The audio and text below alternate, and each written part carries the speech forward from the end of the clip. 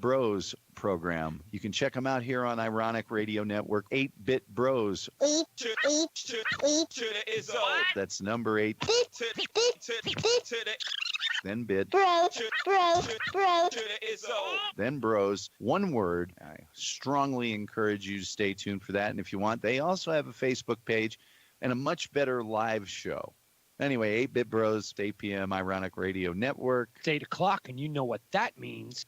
What's up, people? Welcome back to another episode of the 8-Bit Bros. We've got a wonderful show for you. Hopefully, Webby will remain relatively sober, considering he doesn't remember I'm alive. certain parts of the last bit of our show. I'm alive. With that being said, do the right thing, people. Put your kids in the closet.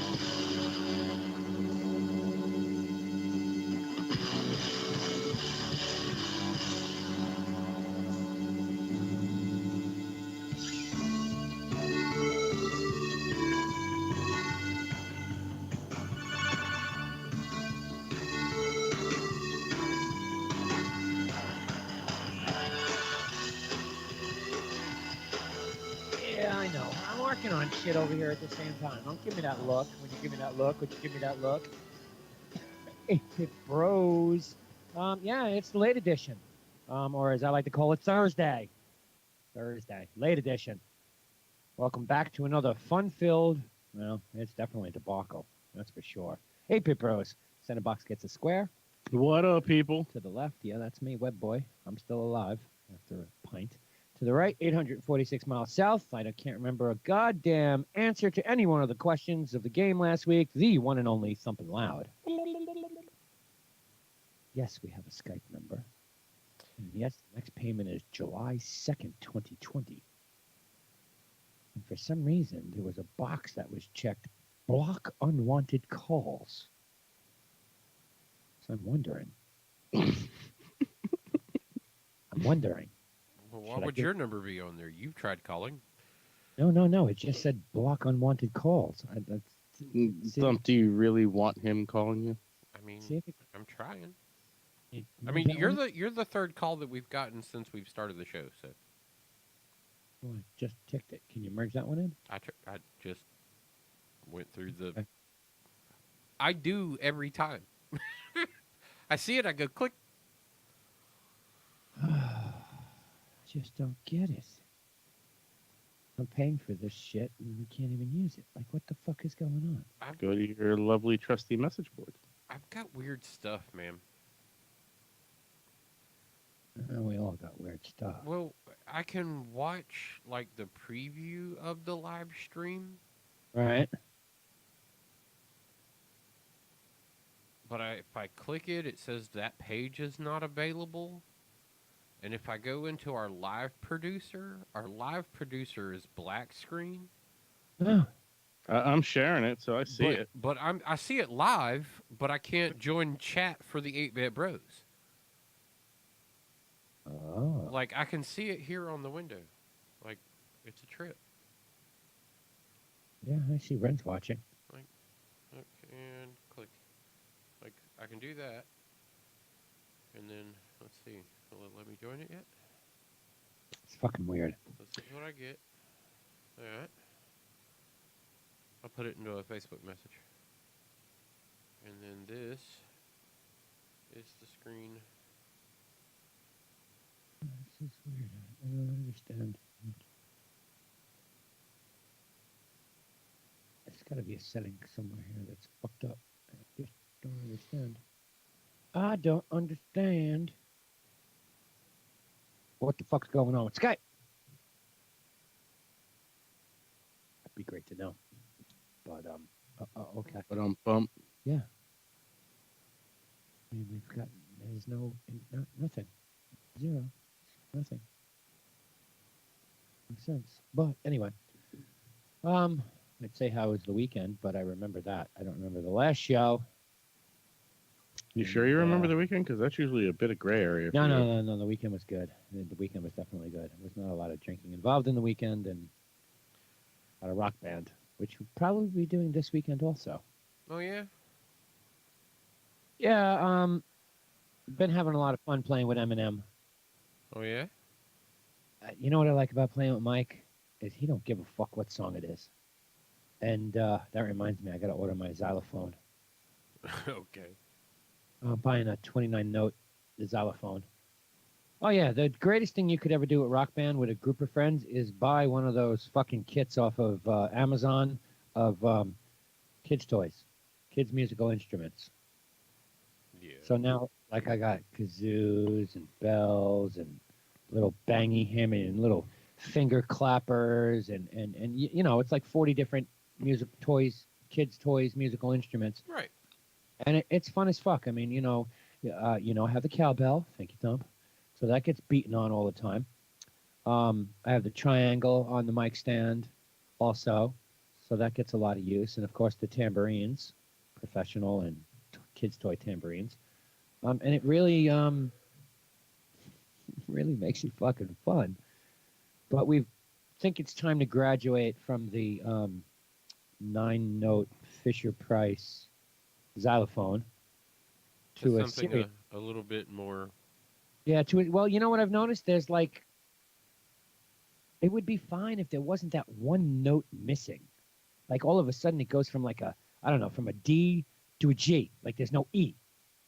So you're trying to rock out and all of a sudden you hit something and it's like, well, that didn't sound right. That totally didn't sound right. So there's like notes missing. So it's time to graduate to a much better xylophone. More gooder. Caller, Yeah, we want you in here too, man. Sorry, it just ain't working out tonight. Yeah, and I'm going through all this trying to figure out, allow Skype to block unwanted calls. No, I don't want you to block any fucking calls. 917-720-3038. So there is no possible way it's a billing issue because this is on my personal credit card, not even the company's card. So I don't, it's definitely an issue with get help. But anyway, so yeah, it's time to upgrade. But yeah, it's a lot of fun playing with Mike. He don't give a fuck what song it is. Doesn't care. I'll sing it. I might suck at it, but I'm going to sing it. Don't care. Where, you get together with a group of people and it's like, oh, I don't want to sing that song. I don't know the words to that. The fucking words It's are on like the it's screen. karaoke, motherfucker. They come up right there. Yeah, they come up on the fucking screen. And Have you seen the mod that's been put on Rock Band? which mods? There's quite a few. The what do they call it? they basically make the fret bar invisible. You still get notes, but the fret bar becomes invisible. Yeah, the brutal mode. And no, this isn't built into the game at all. Oh, okay. No, this is a for real mod. Okay. Um, I'll have to send you some YouTube videos on it. It's Hey. it's a trip. Um,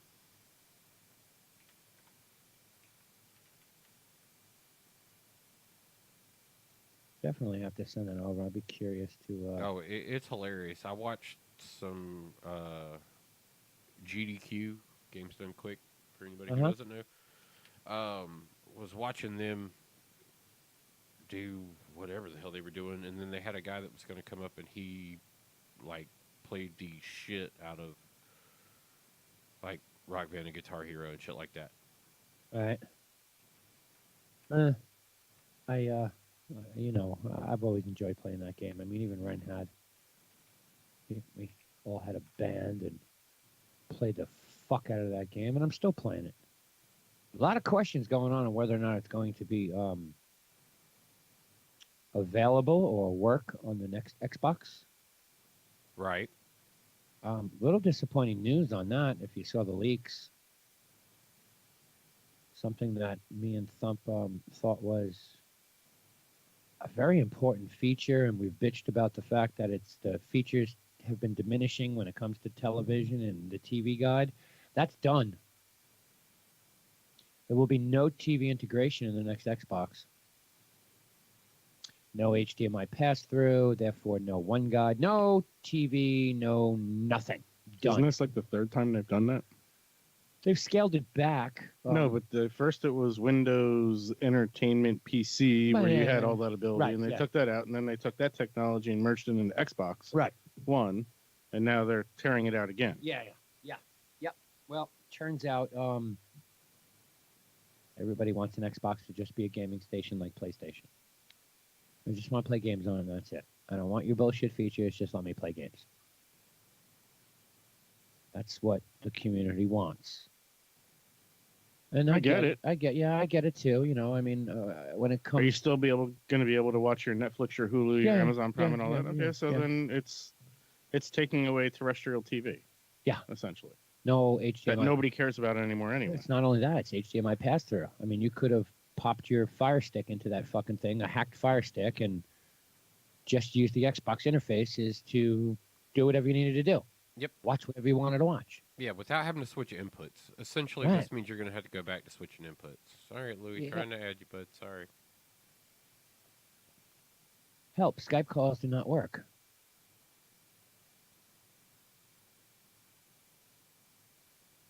Oh, 11 views, one reply. We're sorry, we boned it again. It's only a feature now that you can use on Skype for business. If you're not receiving calls to your Skype number, make sure Skype is running.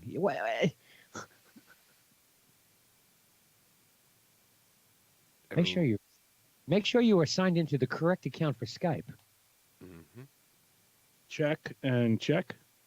I see Thumpy's running Skype. Notice if you're on an iPhone or an iPad and don't have a Skype number option, you may need to clear your history and cookies on your device and sign in again. No, we're on a PC. Yeah, are you using call forwarding? No. If you're using Skype on Windows 10, make sure you don't have Focus Assist turned on. No, you can't merge the call. How about I have the same question? How about I reply to this? Yeah, that's gonna make me log in. I just logged in. What the fuck? Yeah. So anyway, yeah, the Xbox is going to remove that feature completely. There is no from the leaked photos of the back of the dev kit. Microsoft isn't too happy about. That port's not there anymore. You think they would have eliminated that and gave you more USB ports? That would have been nice. I'm not buying that being what we're gonna get. I'm just not buying it. I get that. Just like the supposed X-shaped PlayStation, and then all the new renderings of it. Basically, that's not an X. That's just what runs down one side of the machine.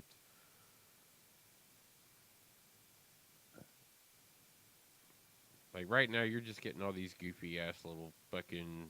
Oh, this is what's coming out. It's like no, that's a dev box, and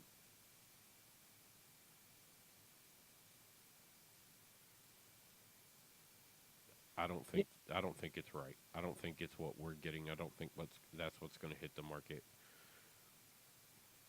Um, I'm sure the shape and design is going to change, but everything I'm reading is with this leak of the ports, the back of the Yeah, with the big wide ass mystery report that nobody understands what it's there for, but everybody's speculating about. I don't believe yeah, that's the final product. I think I know the image, and I believe yeah, it's yeah. total I think horseshit. I don't believe it's a credible it's too final late. product image. It's it's too late in the supply chain to make any kind of drastic changes like that. Otherwise, the box would be delayed. We're in February or close to February, and Microsoft is not going to do what they've done in the past anymore. We know that from the original Xbox 360, where we'll make the first batch in Mexico and then make the rest of them in China. That was a fucking disaster. They did the same thing on another device, which was a fucking disaster. And with the Xbox, that was it. They went to one plant period to build that system or build a device. So I don't know. I don't know. Um, Doing a lot of beta testing on devices over the years. It's a lot of shit. I mean, maybe the design of the box changes. Really think it's stupid to be a fucking cheese grater like the Mac computer, or garbage can, or whatever the fuck you wanted to call that thing. But if that's where they think their design is going to go, then fine, so be it. But I really don't think the feature set is going to change. Software maybe, but feature set, I think that's pretty solid. And yeah, I know you're talking about that long port that looks like you could stick a fucking, I don't know, flash card in it or. Well, everybody's speculating that it's going to be for expandable memory done on like a PCI. It could be PCIe or. Yeah, that's what they're saying. Like expandable memory slot on PCIe and is a potential what it could be, as long as it was in like a specially designed case to make it, fit the machine snug and be protected. But it would be sticking out the back of it, and I just don't believe that to be the case. I believe that what you have there was a dev tool that was able to be used, and when the final product comes out, what would the dev box need a pass through USB for? I mean, what would it need a pass through HDMI for? What would it need it? They don't need it for anything. It's not. Well, it's not a piece of It's not a piece of software they need to develop anymore. It's not. It hasn't changed on an end that it needs to be there for anything other than the consumer market.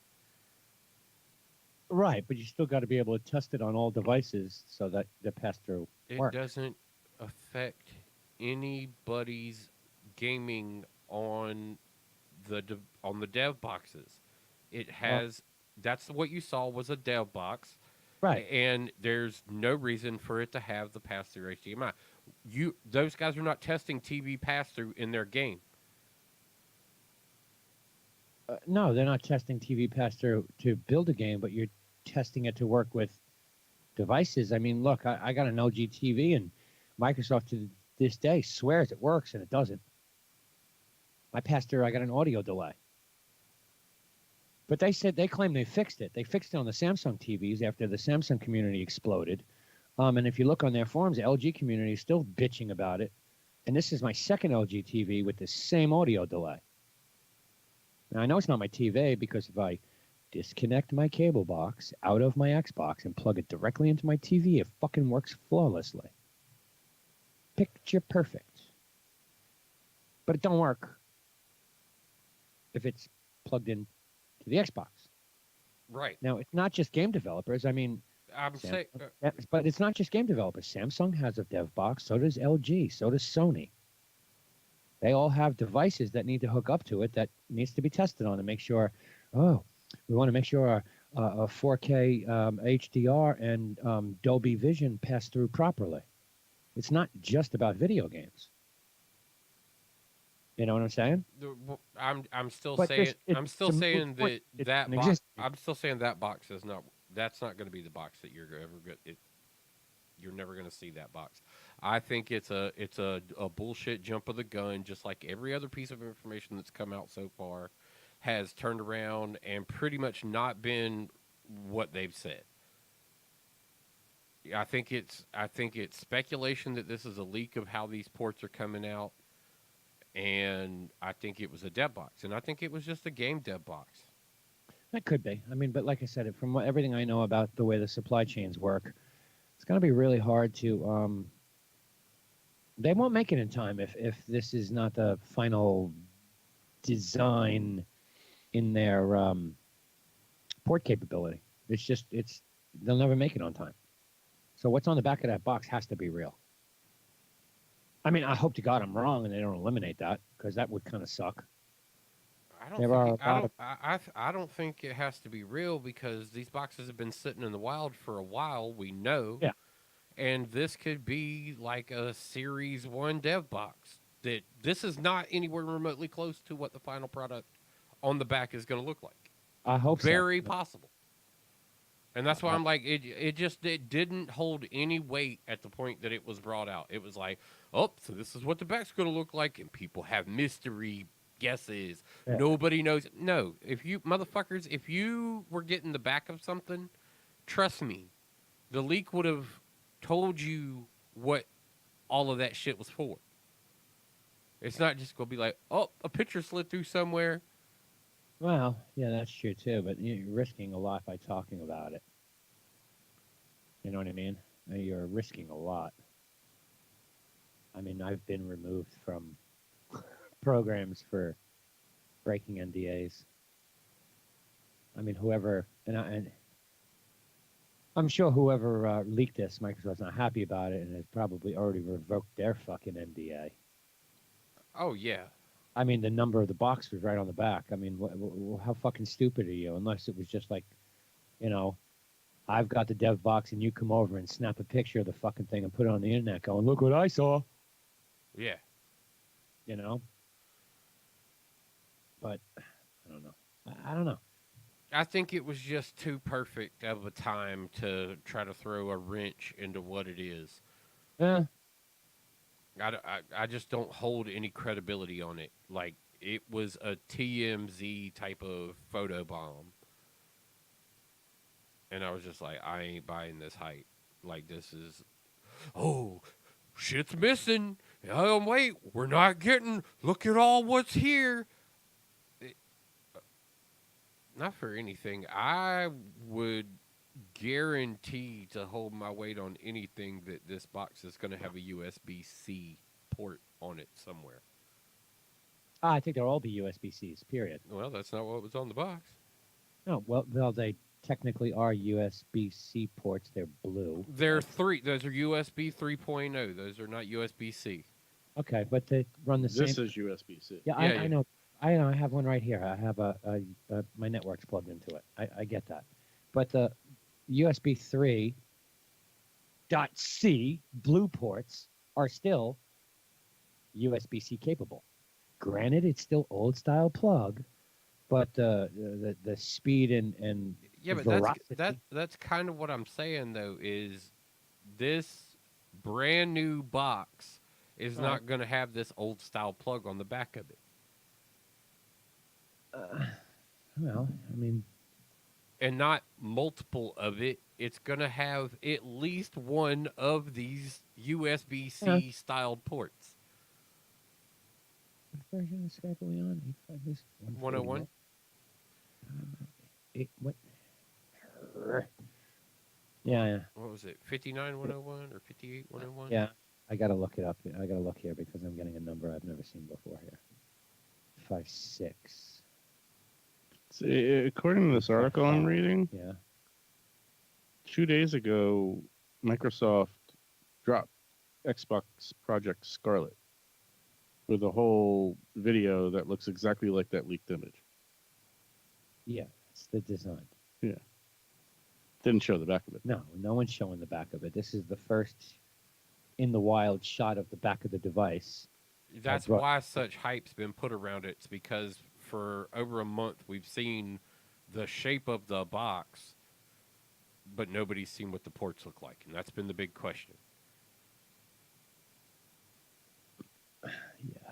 Yeah, the box looks like the box. Everybody sees that it's the chimney Tower. or the pass-through tunnel because you can lay it on its side too. Yes. So it's either the chimney or the pass-through tunnel. These are the two, wind tunnel or chimney,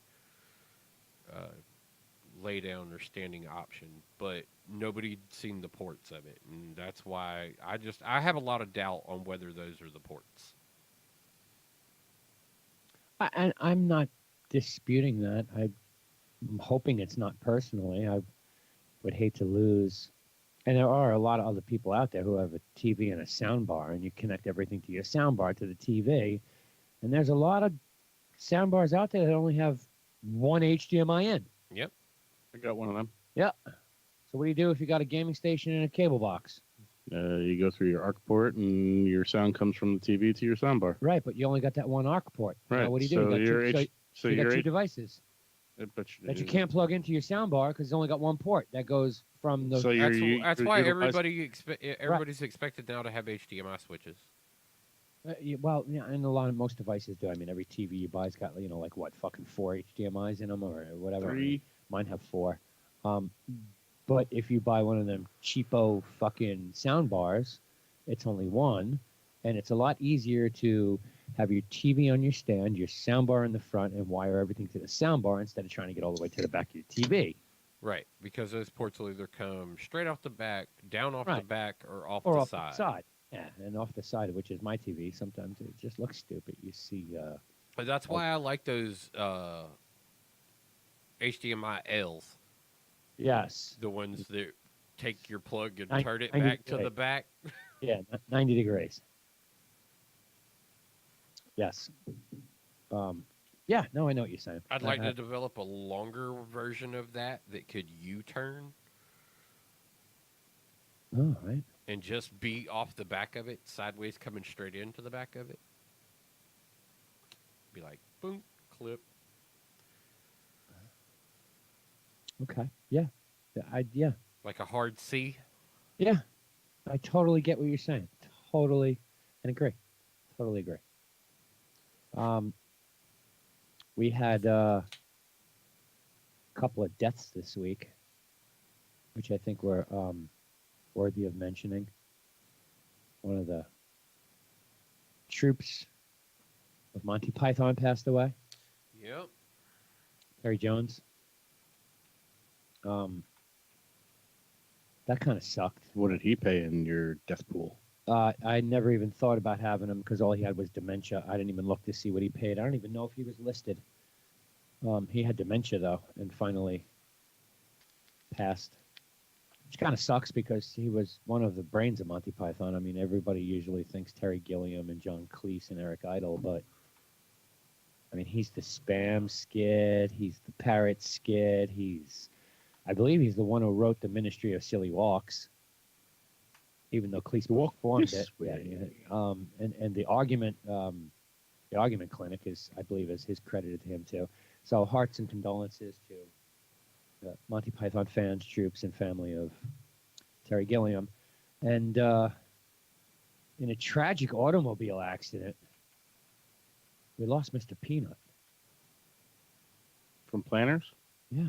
Oh, no. He's dead. What? Yeah. Mr. Peanut. His shell cracked, and now he's just too nuts? I was going to say, hold on. Doesn't he kind of do like Frieza and just take on his next form? Like, once you have crushed a peanut, isn't that just peanut butter? Well, so now he's Mr. Peanut Butter instead of Mr. Peanut. Can I share my screen with you? Sure, if you want to. Okay. Here's can I get my mouse? Oh yeah, there? that definitely makes peanut butter. This is not muted, right? Unmute site.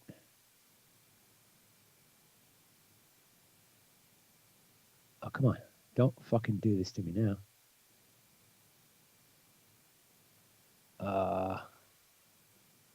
Really? Is this what you're going to do to me now?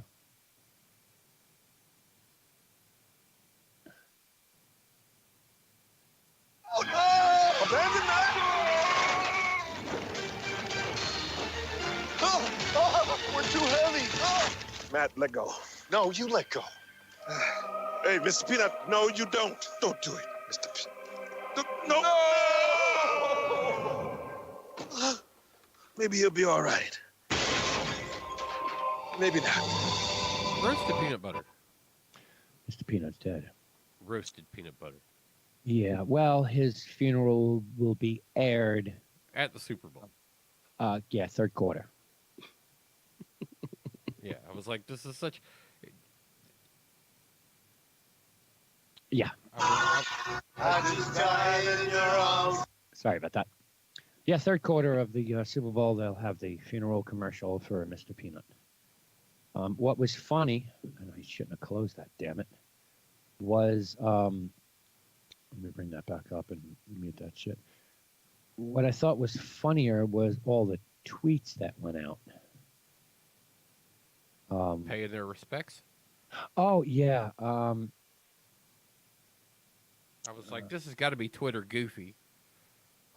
Twitter fucking went crazy. Okay? I love it. I love it. He's- I think I've finally found a way to understand and be okay with everything that Twitter is. The Oscar Mayer Wiener, the Wienermobile, tweeted out, in this somber moment, we offer our special 21 bun salute to our dear friend, Mr. Peanut. The hashtag that was trending is RIP Peanut. And of course, on their tweet was 21 hot dogs in a bun.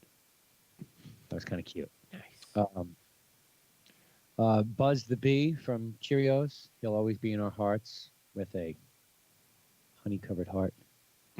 Okay, rest in peace. R.I.P. Peanut. Skippy Peanut Butter put out a GIF, a toast to you, Mr. Peanut. Rest in peace, Peanut. What you And mean he's in the jar? It's a piece of toast and someone's spreading the peanut butter on the toast. See, come on. Now there should have been outrage over that tweet right there because that's essentially Mr. Peanut on toast. Yeah, exactly. JTG Doherty Racing, okay, NASCAR affiliate, whose sponsor was Mr. Peanut. Yeah, And it was right- planners. Yeah, they had the planners. To one of our biggest fans, we'll miss you, of course, with the hashtag.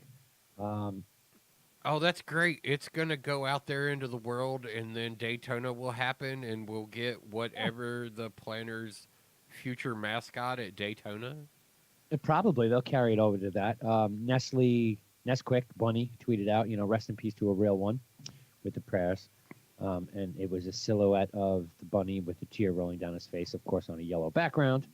Kraft Macaroni and Cheese produced their box upside down, upside down. So instead of their noodle being a smiley face, it was a frown on a blue background, and their tweet was, our box is especially blue today. We always look at Mr. Peanut in the snack aisle and in life. Hashtag RIP Peanut. There was a whole bunch of shit. Sonic Drive-In. What a great outpouring of support for Mr. Peanut. But I think this one might be the best. In my opinion, this one might be the best. You know, when somebody dies, you pour a shot and throw it on the ground or over your shoulder or some shit. Sonic Drive-In. Pouring a peanut butter shake out for the homie. Oh, nice. Yeah, there were quite a few. Klondike Bar. It's what's under the shell that counts. Because isn't that Klondike's whole thing is chocolate coating, and what's inside is what matters. You'll be missed, Mr. Peanut. There were quite a few. Crayola Crayon had there was just, and it keeps going. Heinz announced that fans can celebrate Mr. Peanut's life soon. The beloved Lumiere's funeral will air in a commercial during the third quarter of the Super Bowl. Can't wait to see how this plays out. I mean, he blew up. There's got to be shards of peanut everywhere. Nope. Closed casket. Roasted. And who's in the commercial? It's Wesley Snipes and Roasted peanut butter, man. fuck is the other guy? God, I forgot who that is now from the TV show. That's not Parks and Rec. Shit. Anyway, I want to see how it plays out personally. R.I.P. Mr. Peanut. Planner Spokesnut dies. All right. Oh, It's a Guitar Hero clone web is the game. okay. Okay. Um, This dude does just dropped it on the floor. this wild mod. Of course, you know I'm gonna get like a ad I can't skip. Mr. Clean, always classy, always crunchy, Oh, always yeah. clean up nicely. We'll miss him. Right, Mr. Clean. I R.I.P.. forgot about that one. Thank you. Yeah, I totally forgot about that one. It's That's not particular. That's a video, but that's not the the video. Damn it. He does one for this clone hero that it basically they make the frets disappear. You still get the marks that come down, and it goes all over the place. But that dude that you're watching there, he's a maniac. I had to swap out. I am totally logged in as the wrong account on Facebook. Huh? I don't know how that keeps happening, but sorry, Danny. This is an hour and 11-minute video. Jesus Christ. Yeah, we want to skip in there a little bit and just see what old boy does. Yeah, it's this fucking 5-fingered notes coming down.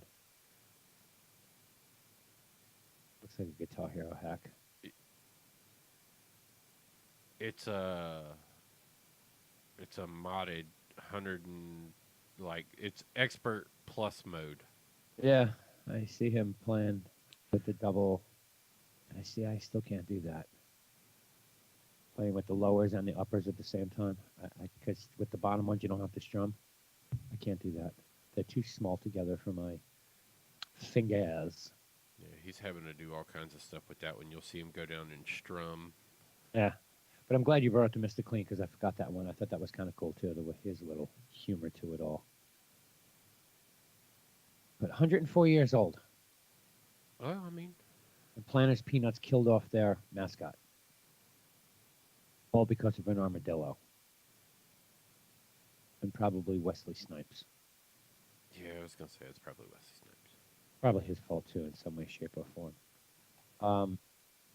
We have a interesting celestial event that may or may not happen tomorrow because this kind of shit is hard to predict. I mean, there's a lot of scientists saying tomorrow could be a really big fucking day, or it could be 100,000 years from now. But well, it's good to have that window so I can yeah, keep an eye out. yeah, it's science, you know. I mean, you're supposed to believe in science, but then Yeah, you can't. good, like I said, good to have that window so I can keep an eye out. You're familiar with the star Betelgeuse at all, Ren? Yeah. Okay. Thump, you? Yep. It's part of Orion's belt. Well, it's been fading drastically over the last couple of months, and they're thinking it could go supernova. You mean that we'll see that it has gone supernova? Well, yeah, because it probably had already happened by now if that was the case, and it's going to take. Yeah, I forget how many light years or 100,000 light years away it is. It's hundreds of light years away. I don't have Okay, any yeah. number on. So whatever we're seeing is Right, it already happened 100 years ago. Yeah. But if it does happen as they think it's going to, you're going to see a fucking massively bright light in the sky for like hours, like a moon almost. But it's the star exploding. Yeah, that's That'd be pretty fucking cool because I don't think that I've ever seen that in my lifetime. nothing that you would have seen on a noticeable level that this is unless you studied stars. Like there are people who have seen this happen several times. Like I think people that have seen it like tens of 20s of times.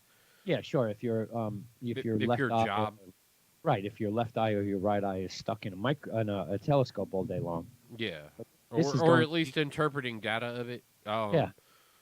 I mean, but this shit's going to be like the size of the moon in the sky. Yeah, because of its Massive. relation to being so close. It Yeah. is a fairly close star. For us to be able to see something of that magnitude, yeah, Yeah, that's going to be. it doesn't matter if it's day or night. It doesn't matter where on the earth you live, because 99% of, well, it's not really 99%, but 80% of the world Can can see this see. at any given moment Right. You can on the always, horizon. yeah, Orion's belt is in the sky just about everywhere on the face of the planet. 80% of the world, 99% of the United States and Europe. So USA and EU, no doubt, no problem. And they could be like fucking massive in the sky.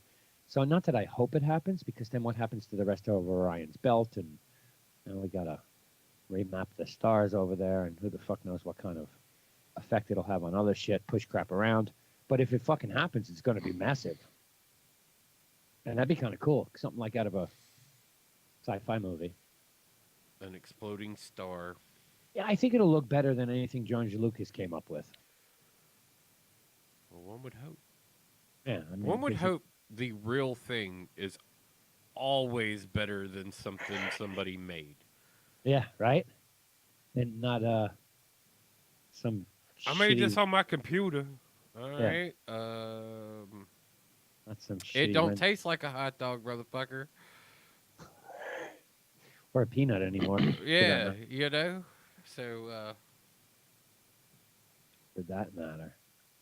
it'd be interesting. So funeral on the Super Bowl, and I speculate like Baby peanut. we'll see further ramifications of that through Daytona. Now that you say that, yeah, I mean, that's what up, Dustin?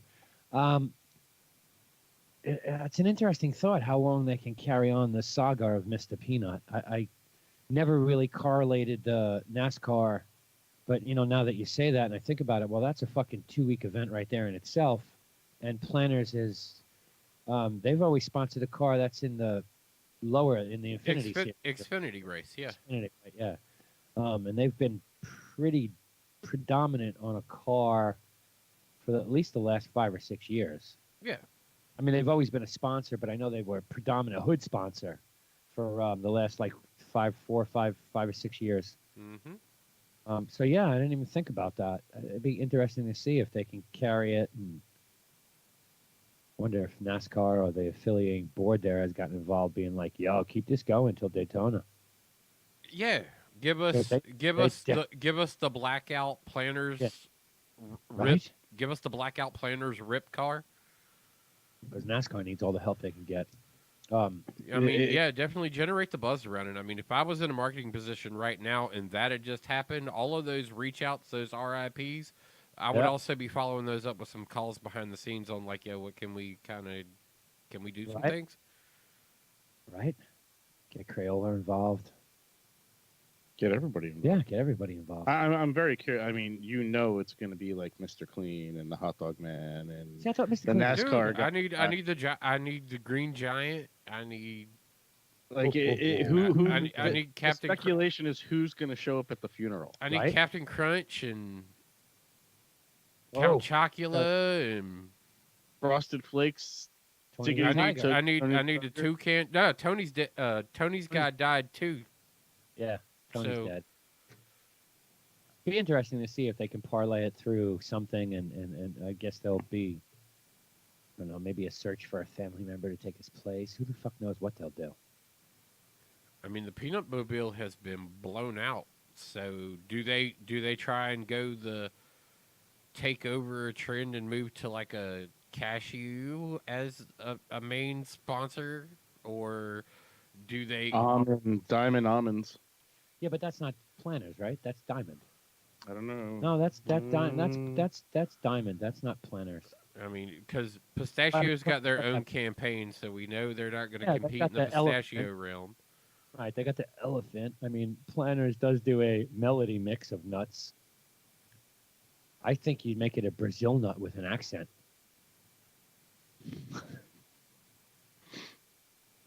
I mean, Mr. Peanut never spoke anyway.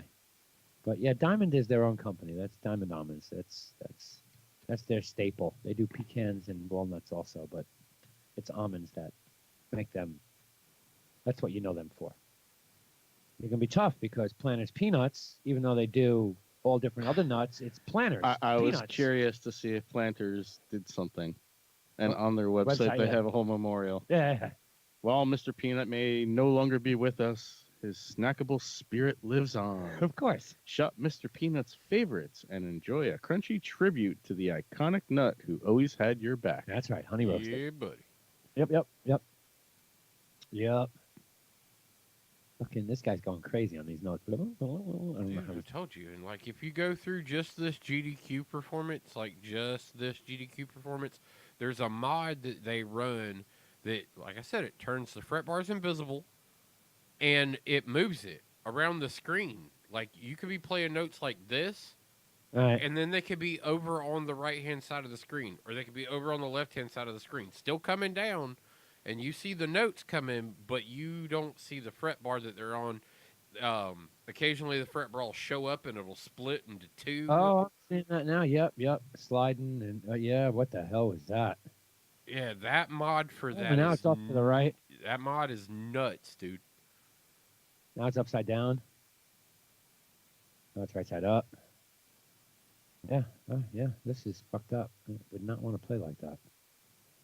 I mean, kudos, but Well, you're really good and have spent a lot of time playing that you needed to do this to throw some challenge at yourself. right? Totally, right? I totally get that. Have you followed along? I mean, okay, the fucking Granny Awards are this weekend. Yeah. Have you seen or read anything that what's been going on with the Grammys? All the Yeah. snubs and nods that people are unhappy and happy about. Well, was it last week or 2 weeks ago? Can I get a date on this real quick? Is that possible? The head of the Grammy CEO was pretty much thrown out. Oh, yeah? Oh, yeah. Bye-bye. Deborah, if you want me to say it correctly, was ousted as the CEO of the Grammys after she was placed on administrative leave first. And she came out and said she was sexually abused and the Grammys is a fucking boys club. But then she went on and fucking unloaded on Good Morning America last Thursday, I believe it was. Grammys are fixed. It's a fucking fraud. It's a fucking joke. It's been fixed for years. Half of all artists are working with people who are on the board if they're not on the board themselves. People who should be getting the Grammy nod get ousted because, you know, what was last year's Man of the Year award or whatever that fucking Lifetime Achievement award went to some bullshit rapper. Meanwhile, nominees were like Lady Gaga and quite a few other bigger people, and they gave it to some fucking bullshit rapper that's probably in jail by now. I'm trying to. Oh no, I'm sorry. Brandy Carlisle, Kendrick Lamar, and Lady Gaga were the nominees for the award of some big fucking award that they give out, and it was Childish Gambino who won it. Who? Exactly. Really? I know. I know No. you know who it is. I was going to say, I know definitely who it is, and actually the guy is innovative on, like, so many different levels. Not to get a Lifetime Achievement Award. Not when you've been in the music industry for a whopping like 4 fucking years. And then Well, there's Yeah, and then there's not other a people Lifetime Achievement Award in Right. music, but right or whatever the award was. It's a big award. It's not the Lifetime Achievement Award. I'm trying to get the name of the award here. It's anyway. She complained that there's a secret committee that decides who gets the Grammy nominations. It's every category gets 20 nominations, and then the Grammy board gets together and whittles it down. And over the last couple of years, the artists who are affiliated with the Grammy board are the ones who are getting in for the nod. So, like, if Lady Gaga's agent is on the board, Lady Gaga is getting a fucking nomination. End of story. Even if the album sucked, even if it was 3 fucking years old, she's getting a nod. Versus, you know, someone like Ed Sheeran or Ariana Grande or even Halsey this year, whose album is Dynamite. No nominee for you, even though you're on the list of 20. No, not happening. I think a lot of the animosity here stems from the whole sexual harassment suit that was brought up against the Grammy board, and that's, I think, why they ousted her ass. But yeah, it's an interesting story. I've been following along with it through the headlines, the papers, and I did watch the Good Morning America interview with her. Yeah, she fucking pretty much went off. Yeah. The big thing, Dugan suggested the conflict was behind two notable snubs in the category of songs performed by Ariana Grande and Ed Sheeran, although there had been some question about whether Grande had submitted her indelible hit, Thank You Next, for the award. She won the award, but wasn't even in the category list. It was like a last-minute slip-in. She wasn't on the list, but she won the award. Ariana Grande's agent is on the board. Not to say she didn't deserve it. It was a decent album, but it's a lot of fucked up shit. Now, we always make fun of the Grammy Awards anyway. I've always called them the Granny Awards because it's boring as shit, and they have tried like hell to reinvent themselves with their one-off collaborations. Most notably, in my opinion, was the Imagine Dragons Kendrick Lamar performed, what was that, like 4 years ago? Where it was just fucking insane. And then it's gotten stupid. Like this year, the big thing is Old Town Road is going to be performed, and there's going to be like 8 different rappers who are brought up on stage to sing with is that Little Nas? Yeah, Lil Nas X. And Little Nas X and Hoochie Coochie, Achy Breaky Heart guy. Billy Ray Cyrus. Yeah. You got to give it up to Billy. Billy obviously knows what the hell he's doing when it comes to putting together something that's going to be catchy and out there, because you still call him Achy Breaky Heart guy because the country was Achy Breaky Heartin'. It's known across all cultural bounds. Like, everybody knows it. Oh, yeah. Oh, yeah. And then you turn around and now he's a part of really what made the success, because it wasn't a success until he had partnered up and was like, yeah, we're going to take this to the top, and takes Old Town Road to the top. I hope it wins, because then Trent Reznor gets another Grammy. Yeah. Because he got... She didn't only, like, whistleblow this shit. She whistleblowed this shit to the EEOC. Yeah. Yeah. Oh, she went big time. Yeah, she wasn't playing. Yeah. Song of the Year nominations. She said most of the people who were nominated for that in any category were at the bottom of the list. But because of some sort of affiliation on the board with that, or camped with that performer, they got pushed up. And when you think about it, Album of the Year, there's been some shitty fucking nominees in there over the last couple of years, now that you think about it.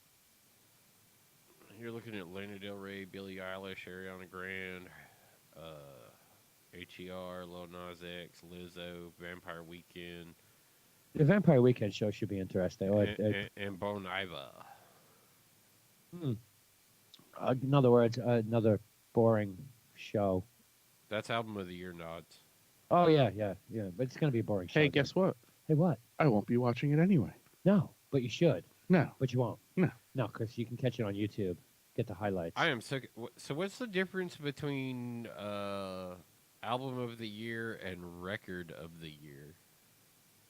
That's something I've been trying to figure out myself over the last, 8 years since these two categories are now broken out. Because it's completely different shit here, too. Bon Iver's there, Billie Eilish is there, Ariana Grande's there, but it's like different shit than what is in the album title. Go figure it out, because I don't understand what the difference between Khaled's here, Lil Nas X featuring Billy Ray Cyrus, Old Town Road. Is album the best album, and record is the best song? Well, I mean, I guess it was pressed on a single. So would that call it an album? I mean, would that just call it a record because it has like a track? I'm trying 917. Sorry. I mean, how many nominees did we get for record? Awarded to an artist and the producer, recording engineer, and/or mixers and mastering engineers. That's the record of the year. So that goes to everything. And the album of the year is awarded to the artist and to featured artists, songwriter, or songwriters of new material, producer or producers of recording engineers, mixers, and master engineers, credited with at least 33% playing time of the album. Okay, so who gets what for song of the year then? Fuck knows. Where is Song of the Year? It's the Song of next the Year. fucking. Okay.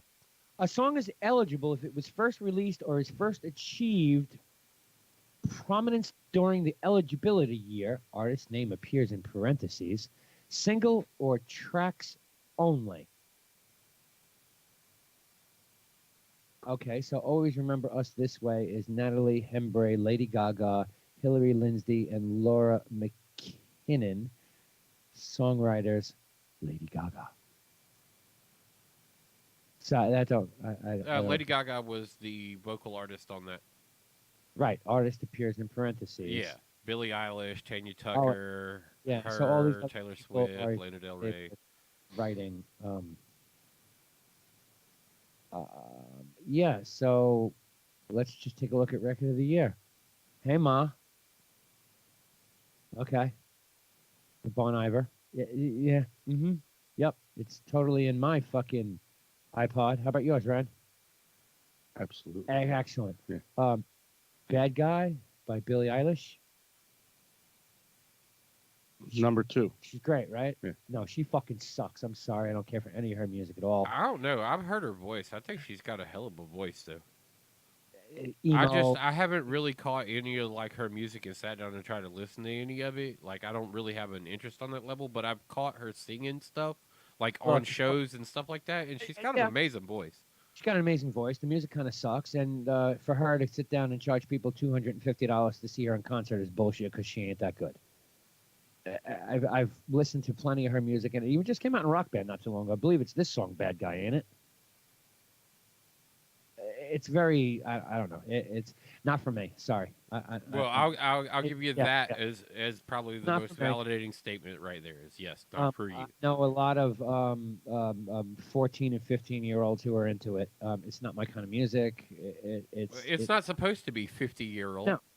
No, but it lacks any Web pop. It lacks any kind of element that gives it substance. No, it lacks. It lacks what you have been cultured into as music.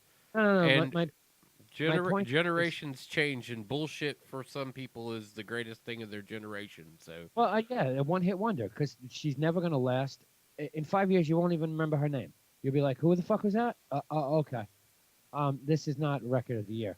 Ariana Grande for Seven Rings. Okay, there's a good one. Her, or H.E.R. for Hard Place. I kind of like this album. I'm not 100% sold on it yet, but I kind of like it. I don't know if it's record of the year worthy, but it's a damn good song. Then, of course, you got to get that one token or two tokens in here. Khalid. It's for Talk. That's actually not a bad song, and the guys who produced and engineered that album are top notch. Has done a lot of work with people. Old Town Road. But do you even care about that song anymore? I mean, now it comes on the radio and you're like, yeah, okay, switch channels. Yeah. In fact, I don't even hear it on Sirius anymore at all, on any fucking channel, period. Lizzo, Truth Hurts. I dig her style. I like the fact she's just got that straight don't give a fuck. Yeah, well, she reminds me of the, I really don't want to make this comparison, but I'm going to anyway. The new Missy Elliott. That don't give a fuck. I am who I am. This is my music. Celebrate it with me or get off my bus. I think she brings it like Missy Elliott. I just don't think she. I saw her on the Daily Show with Trevor Noah. She came and sat down about her book that she had done there. Yeah. She got layers. Girls got layers. Yeah, I don't think she's as innovative as Missy Elliott is or was. I think this girl's just getting started. I think her Yeah, innovation's in a whole different kind of defining moment of yeah, things. Like yeah. she's got definitely different shit. I can't judge her as just starting out in comparison to Missy. Right, I agree with you. I mean, Like I Missy had can't Biggie. I can't candle to candle on these two, Yeah, but Missy had Biggie behind her, and Missy had that Timberland behind her. Notorious B.I.G. was the one who really put her on the map. I mean, that's fact. They put her on the fucking map, and then she moved forward with her shit. But I mean, Missy's Missy. It's probably one of the greatest female rappers to ever come out, Of hands down. Virginia. Just ever come out. Period.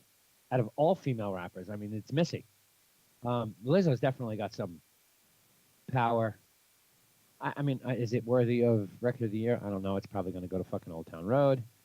Um, and then there's Post Malone in that category for Sunflower also, which isn't all that bad. Kind of dig his album. I mean, and then you look at album of the year, and it's okay. It's the same people, with the exception of Vampire Weekend. Oh, and Lana Del Rey with Norman fucking Rockwell. Um, these categories just don't make sense to me anymore. And like you said, to finish it out with the song of the year, which is a single or a track only. So that's it. Song. You look down the list: Lady Gaga, Billie Eilish, Tanya Tucker. Well, that's also Brandy Carlisle, but just her is in here. Taylor Swift, Lana Del Rey, Louis Capaldi. Who the fuck is Louis Capaldi? Do I not know this song? Am I that oblivious, or is this just another one of those, like the ousted CEO is saying, number 18 on the list that got pushed up to a number 6 nomination? And then, of course, there's Lizzo with her song, Truth Hurts. And is Little Nas X worthy of Best New Artist? Hasn't he been around for a while? Isn't he on his third album? Who? Little Nas X. Isn't he on his third album? I mean, most rappers you hear about are on like their fifth or sixth album before Well, anybody ever hears of them. So yeah, I'm not talking mixtape and shit like that, but I mean, Lizzo dropped her first album. Period. That was it. Boom. Here it is. First album. That's Best New Artist. Okay, that's probably going to go to her, Yola, or fucking Billie Eilish, because there seems to be a huge following for Billie, which I don't get. I don't get. I wish I had the song here in front of me. I'd play it as an outro. It's not. I don't think it's all that great. I think there's a lot better. She should have been in the dance. Is she in the dance electronic music category? who? Billie Eilish, because that's where she belongs. I don't see it here. I mean, somehow, some way, fucking Chemical Brothers reappeared. Did anybody know they even had new music out? Yeah. Yeah. Oh, okay. Not me. I had no clue. And I still do my EDM, BPM, all that shit constantly. Didn't even know they had new fucking music out. But Grammy story, I think, is going to get deeper and deeper, especially with her coming out talking about the sexual assault and abuse and boys club, and now I don't know if you want to call it voter fraud, but how the Grammys are kind of fixed, for lack of a better term. Be interesting to see how far this goes. At the same time, we got the other trial going on of that a fucking asshole, Harvey Weinstein. I wonder if the two wrap together in some way, shape, or form. Be interesting to see. All right, let me throw a break. Sure. Yeah, throw a break. Go pee. Do all that good stuff. And come back with more compelling content. I'm going to go look outside and see if a supernova blew up in the sky yet. Should I bring champagne with me? I was reading about that while you guys were talking. Yeah. And Beetlejuice. and the last sentence of the paragraph was, so it's 625 point something million light years away. Right. And if it blew up tonight, it actually happened 600 years ago. Yeah. Right. Yeah. Yeah, because it takes that long for the speed of light and distance. Yeah. I just thought that was interesting. Yeah. The whole thing is interesting. I mean, Which, how wild is it, though, that light does that? Right? The time it takes to travel. How come I can't get my pallets up? Oh, because of that. Welcome. Am I not in the call? Yeah, you're here. Okay, because it's telling me to go to call. That's because you clicked on a link. You're still there. You're just in the chat box. Okay, and my pallets are not. They're not here. Where are my pallets? There they are. Thank you. Fucking dynamite. 2, 4, 6, 1 through 7. Oh, you know what? I'm just gonna do this one because it's Grammy week. Yeah. All right, we'll be right back after this. Good evening. Do you like to laugh? Are you at one with the ha-ha? Do you like your comedy coming over the streaming medias? If so, then go directly to Amazon right now. Do not hesitate and download Jim and Drino's Not Dead Yet. Recorded live at the world famous comic strip. It is a giggle-a-second fun fest. An hour of me for you. Jim and Drino's Not Dead Yet. Available only on Amazon. Jim Mendrino's Not Dead Yet. Now available on Amazon Prime. Watch it today.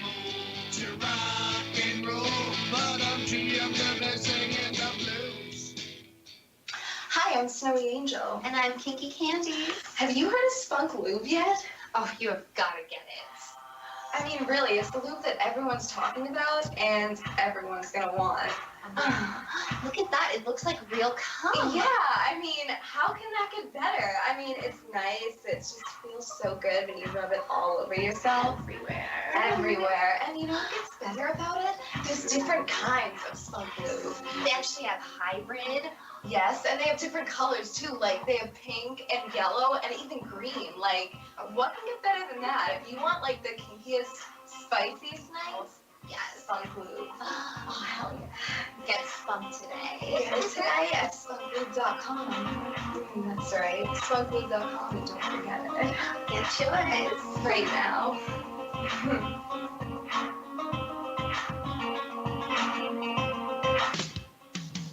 Bud Light presents Real Men of Genius. Real men of genius. Today we salute you, Mr. Centerfold Retoucher. Mr. Centerfold Retoucher.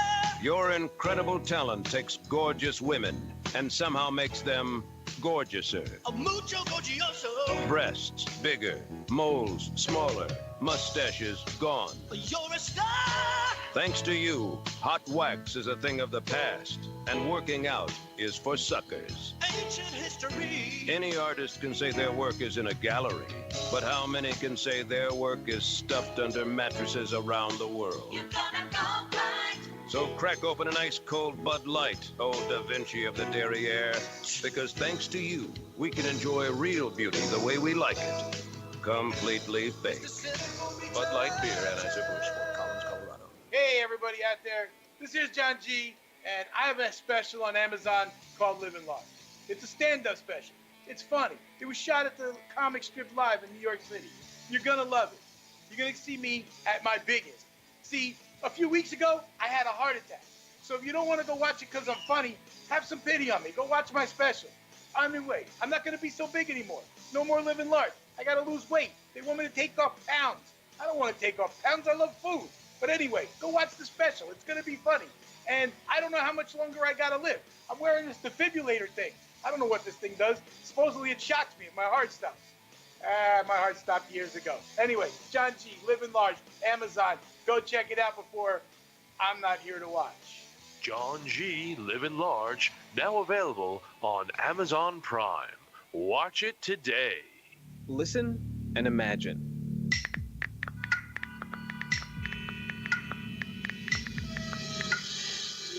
It takes 5 seconds to send a text, and for those 5 seconds, you're driving blind.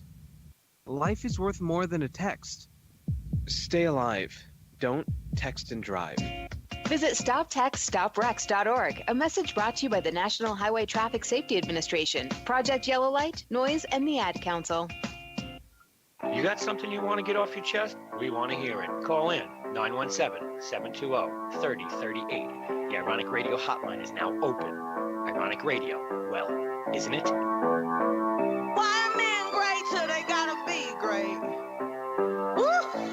I just took a DNA test, turns out I'm 100% that bitch. Even when I'm crying crazy, yeah, I got boy problems, that's the human in me. Bling bling, then I solve them, that's the goddess in me. You could've had a bad bitch, not committal. Help you with your career, just a little. You supposed to hold me down, but you holding me back, and that's the sound of me not calling you back. Why men great till they gotta be great? Don't text me, tell it straight to my face. Best friend set me down in the salon chair. Shampoo press, get you out of my hair. Fresh photos with the bomb lighting. New man on the Minnesota Vikings. True first needed something more exciting. Bum bum be dum bum baby. You tried to break my heart, oh that breaks my heart. That you thought you ever had it, no you ain't from the start. Hey, I'm glad you're back with your bitch. I mean, who would wanna hide this? I will never ever ever ever ever be your side chick. I put the singing single, ain't worried about a ring on my finger, so you can tell your friend. Shoot your shot when you see him. It's okay, he already in my DM. Why men great till they gotta be great? Don't text me, tell it straight to my face. Best friend set me down in the salon chair. Shampoo press, get you out of my hair. Fresh photos with the bomb lighting. New man on the Minnesota Vikings. True first needed something more exciting. Bum bum be dum bum big. I'ma hit you back in a minute. I don't play tag, bitch, I've been there. We don't fuck with lies, we don't do goodbyes. We just keep it pushing like aye, aye, aye. I'ma hit you back in a minute. I don't play tag, bitch, I've been there. We don't fuck with lies, we don't do goodbyes. We just keep it pushing like aye, aye, aye. Why men great till they gotta be great? Don't text me, tell it straight to my face. Best friend set me down in the salon chair. Shampoo press, get you out of my hair. Fresh photos with the bomb lighting. New man on the Minnesota Vikings. True first needed something more exciting. Bum bum be dum bum big. The bomb lighting, and I saw the Viking.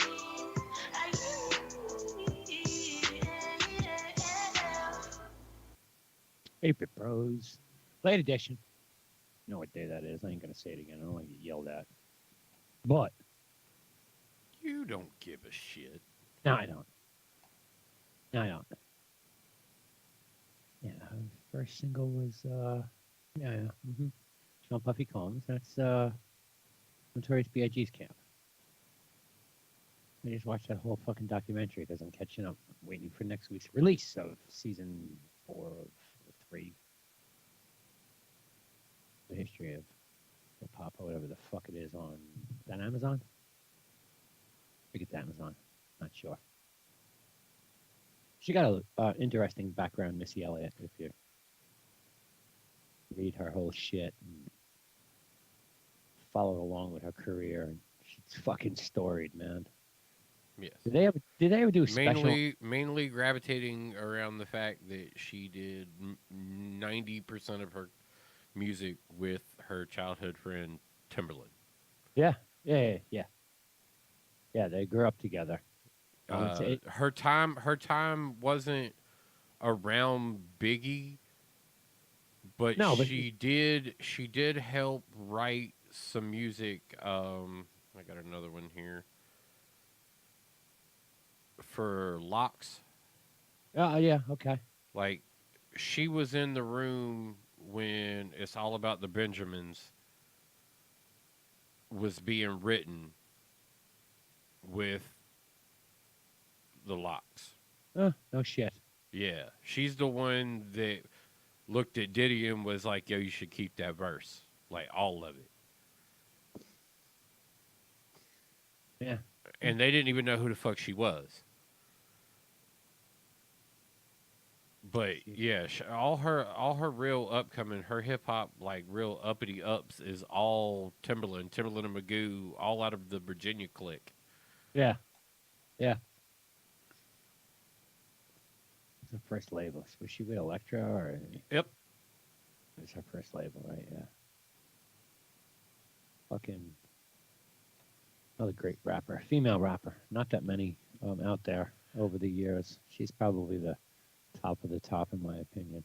Yeah, I saw something else that says that her and Lil Kim are supposed to be getting together to do some kind of Biggie.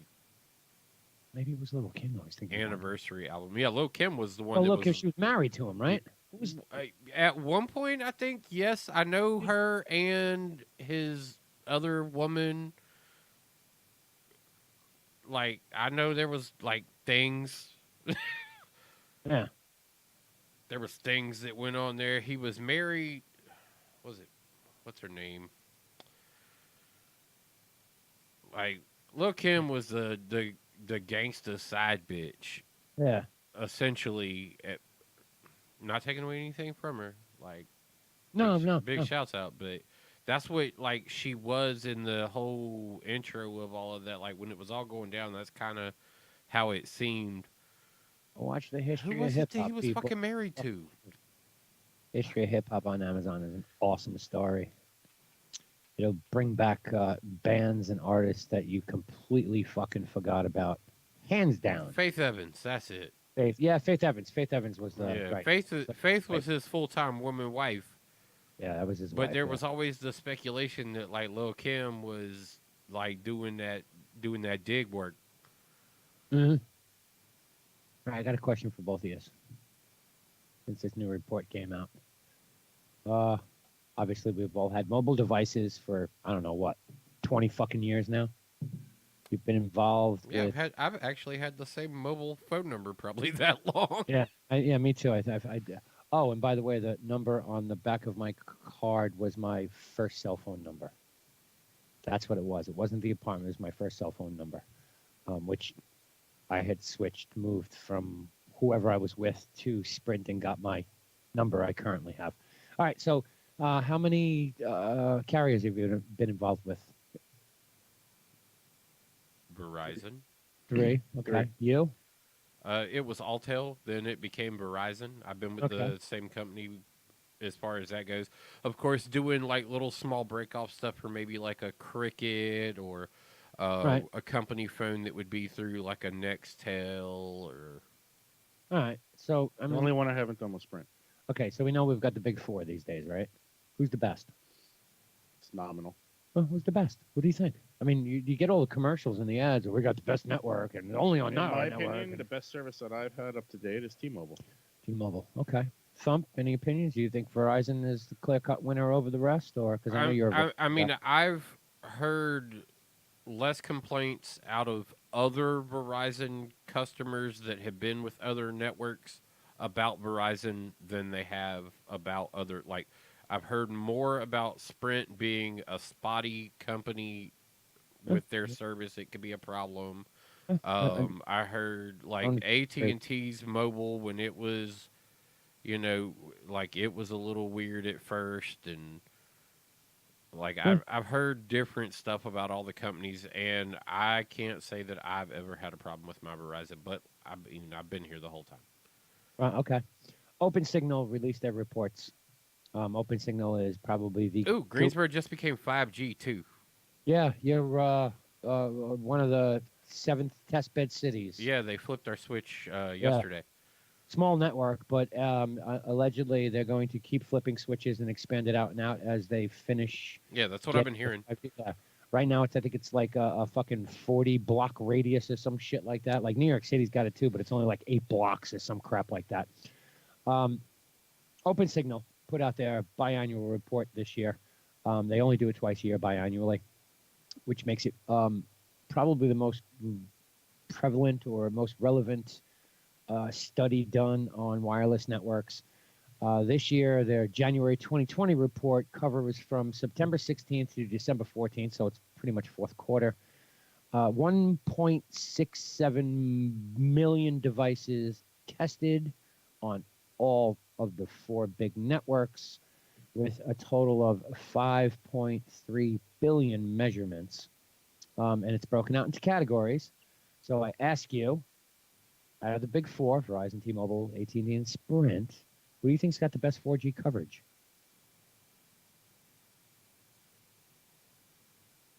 I'd say Verizon or T-Mobile. Yeah, I'd have to agree with them. All right, T-Mobile number 1. Verizon number 1. Yeah. T-Mobile number 2.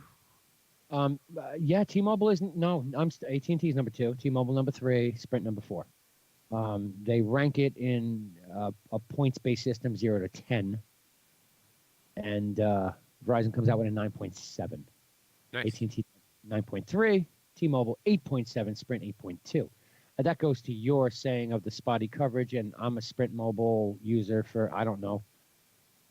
Ever since it was Nextel. Yeah, I was going to say, I know you've been with them the yeah. whole time we've known each other, so. Yeah, I've ported from Nextel to Sprint, and I've always stayed with Sprint. And for me... Man, as a Nextel customer, you had real small service.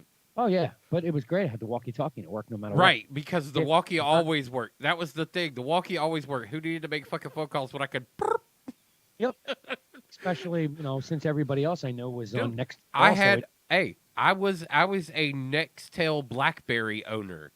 Like I had the crossover phone. Yeah.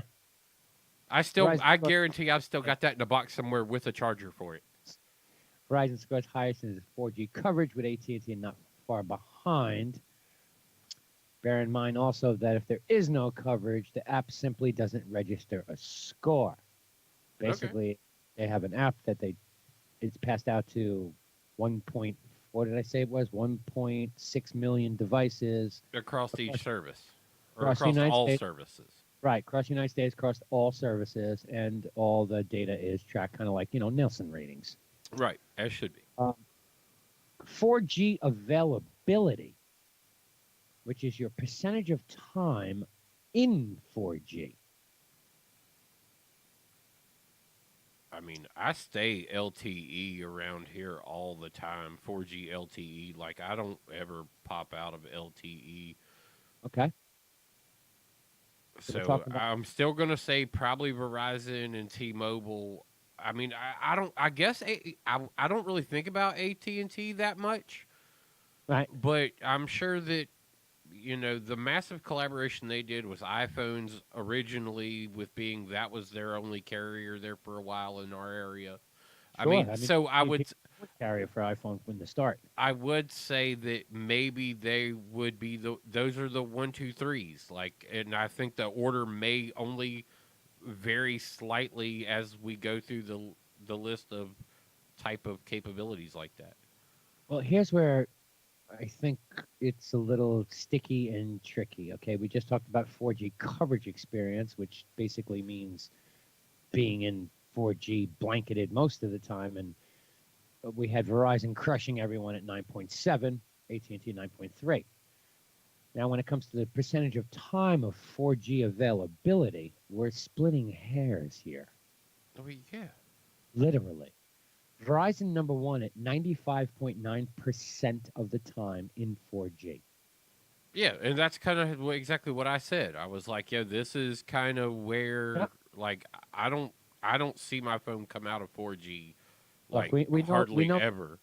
we know Verizon's going to be the hands down winner in a lot of categories because their network is powered differently than anybody else. Yeah, which Network, is why their 5G right? platforms accelerated a little bit faster than Yeah. like T-Mobile thought they were ready for it, but I don't think they. I think they Popeyes chicken sandwiched. Well, T-Mobile's network is being built in cities that matter more. Right. New York, San Francisco, major metropolitans where, Sprint focused on hometown, Kansas City. Who gives a fuck about Kansas City? AT&T is focused in a lot of other places that it just, not that I don't want to say it doesn't make sense, but when you think about where your majority of users are, it doesn't make sense. 4G availability, Verizon, 95.9%. Second place, T-Mobile, 95.4%. And then third AT&T place AT&T. AT&T third, 92.9%. And then the company that everybody knocks and makes fun of, Sprint at 92.5%. So their 4G coverage is just as good as anybody else. When you get When you can get it. yeah, when you're in an area that it will apply your 4G coverage.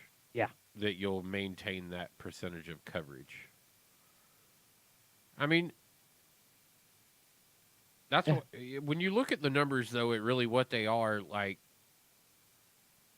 It's all over 90%. When you're in a 4G environment, that you're maintaining a 90% connection rating, even if it was all of them said 90%, 0.90. Right. You know, if that was 90%, everybody would still be like, "Yeah, man, my shit hardly ever falls out." I mean, because you are kind of just throwing darts at the same spot on the wall. Yeah. Fastest download speeds, download speed experience. T-Mobile tries to pride themselves on that a little bit. You hear them talk about it more, so I wouldn't be surprised to see if maybe they're number one on the list. Okay, I totally agree with you on that.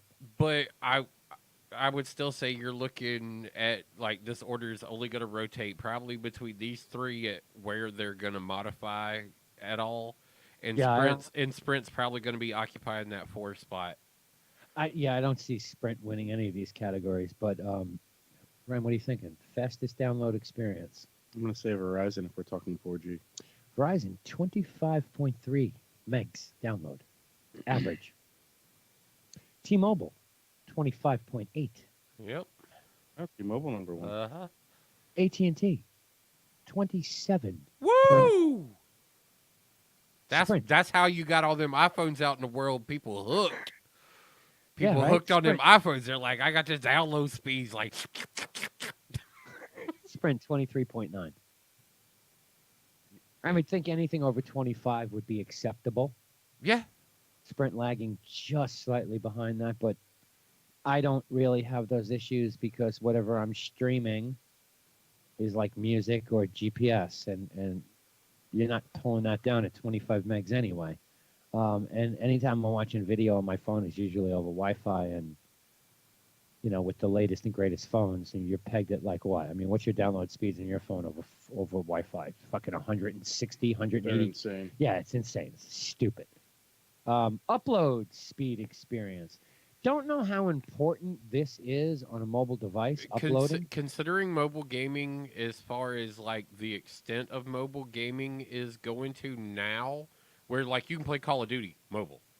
Yeah, but you'll be able, like, they're turning these up for Stadia experience, for xCloud experience. Like, so these are going to matter. Well, they're going to matter at some point. But right now, everything I know about upload speeds over phones, especially when you're talking about gaming, is TTL and TTK. Time to live, time to kill. Those are your most two important things when it comes to upload speeds in a mobile device for gaming. And at maximum, it's a 2 meg upload at max. Okay, now if you're a business user or a power user and you're working and need to upload documents and stuff like that, it's still documents. So how big is a Word document, Ren? Okay. If you hit a meg on a Word document, then you wrote a fucking novel. And there's no way you're going to upload Photoshop files. I mean, unless you've got them in the cloud, then you're basically just sending somebody a link to it anyway, because any kind of cloud-based files won't let you embed anything over like 40 megs anyway. So it's still a link. But upload speed experience. Anybody want to take a guess at the fastest network in upload speeds? I'll stick with Verizon. Sticking with Verizon. Thump. Yeah, I'm gonna stay there too. Okay, so average download speeds were in the 25s, 23, 25. So we'll 26 for AT&T. 27.5 for AT&T. So we'll take the average of that at 23, almost 24, 27 and a half, 25.8. Oh, 25. So we'll call it, let's say 24. We'll call it 24. What do you think the fastest upload speed is? 10. Okay. 11. Okay. Number one, T-Mobile. Fastest upload. 15. Average speed, 8.6. Oh, average. Okay. Well, yeah, upload speed experience, and that's usually an average anyway. Verizon, 7.9. AT&T, 6.0. Who was 9? 8.6. T-Mobile. Yeah. 7.9. Oh, 7.9. Verizon. 6.0. AT&T. Sprint? 2.7. 2.7. Oh. You ain't gonna be gaming on your phones. Not out in the wild. Latency. Ping time. Explain Ping. that. Explain that to the people. Latency. Ping times. The time it takes to, usually in milliseconds, to handshake, say hello, connect to the party that you're trying to either upload or download files from. Usually in milliseconds. Lower is better, obviously. You know, if you do your speed test on your computer, your ping time should be about, anywhere between 12 and 23 milliseconds. Phone's a little bit different because it's over a wireless or I'm averaging about 18, it looks like right now. Yeah. What do you think phones? Who? Average ping. I'm going to go Verizon because of tower coverage. I'll go Verizon because of tower coverage. Got you. Okay, understandable. You want to put a millisecond time to that at all on a mobile device? Just want to take a shot in the dark? I'm going to say 14. Who's you? Okay. I'm going to say Am I shooting real low? Yeah, you're real low. Yeah. I'm going to say T-Mobile, and I'm going to say somewhere in the neighborhood of 45, 50. Okay. You're much closer to the average. Do you want to reconsider? No, I don't, because Okay. I'm averaging 18 sitting here with a Verizon phone right now. Are you on Wi-Fi? Did you shut your Wi-Fi off? Yeah, I shut my Wi-Fi off to do these tests just to make sure. Okay. AT&T number one with the smallest millisecond latency experience at 49.7. 45, 50. Okay. T-Mobile number two, which Ren GPRS nailed on the fucking head at 50.4. Nice. Sprint number three. So you can connect fast, but you can't upload a fucking thing at 55 milliseconds. And Verizon coming in at the worst at 56.4. Not that ping or latency is all that important on a mobile phone because it's not. It's hilarious because I've gotten 18, 18, 16, 19 on my 4 test. Voice app experience. This falls into the category of non-voice cellular phone calls. So let's say you want to chat with someone over Facebook Messenger, Skype, WhatsApp, Discord, any kind of messaging, voice messaging app other than cellular. AT&T's probably holding that number one spot, I would possibly say, because of FaceTime and how much time they've had to be integrated with it. Good fucking call. Smart thinking, great analogy. But at the same time, I do a lot of like face-to-face messaging over Facebook Messenger. Yep. And I rarely run into any real issues with it, unless it's somebody who's off carrier. Okay. If I go to like your off carrier, and I mean like not a top four, somebody who's using like a small regional cellular distribution, like a Cricket or Yep. that are definitely smaller. Those are the phones that I tend to have problem with. But anybody who's on the big four, I never have problem with. Okay. Ren, what are you thinking? I'm gonna go T-Mobile. T-Mobile. Okay. Well, judging on the last category, which was latency, with T-Mobile and AT&T splitting hairs at being the lowest latency network, you would expect that those two would come in with high marks in the voice app experience. Are they the bottom two on that? No, believe it or not, you could, let's call it a draw. Okay. How much are they separated by? T-Mobile number one, again, I'm calling it a draw. Their voice experience rated at 0 to 100 is 79.4. Okay. Where AT&T is 79.3. So that's a draw. That's a draw. Verizon coming in this case, third, 77.3, with Sprint leading up the rear of the pack at 75.6. 75 is adequate. Just to give you parameters. Yeah, some sort of ground in it. I mean, 75. Well, I mean, if it's on a 100 grading scale, I mean, yeah, everybody knows what A's and B's and C's are going to come out of that, and as long as you're not dropping out of that list. This is true. Last category is video streaming, which we all know is fastly becoming the biggest fucking data guzzler on a network.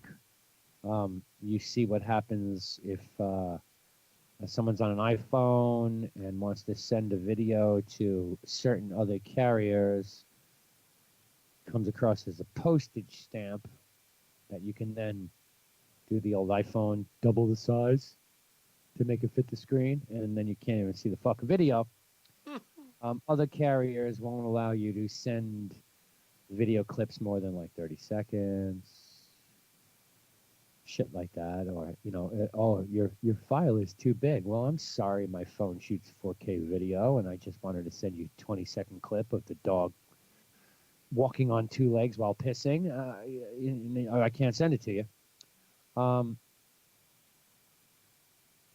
This is becoming one of the most important things with a mobile device is the ability to stream. A lot of people, a lot of carriers are dumbing down their pipes for that. We all know that. You hear, if you hit your data cap of 10 megs, which even though you've got an unlimited plan, 10 megs is like the data cap, then you get throttled. Anybody video experience, 1 to 100 is the charting on this.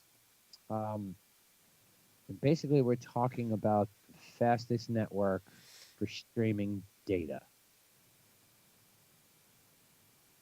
My YouTube don't buffer when I'm out riding around Greensboro.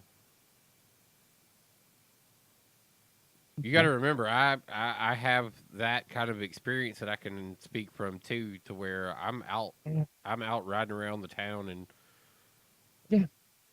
I gotta keep that Uber app up and running, and then when I'm just sitting around chilling, like no matter where I'm at, I can usually just pop up a YouTube video and hang out with it and not worry about it. Like it's usually instant on, and I've had very little issues with streaming YouTube in the vehicle, especially when the kids would be in the car. We'd be, I have the playlists on YouTube, and I'd throw that on, and the music videos would be playing while it was streaming through the car.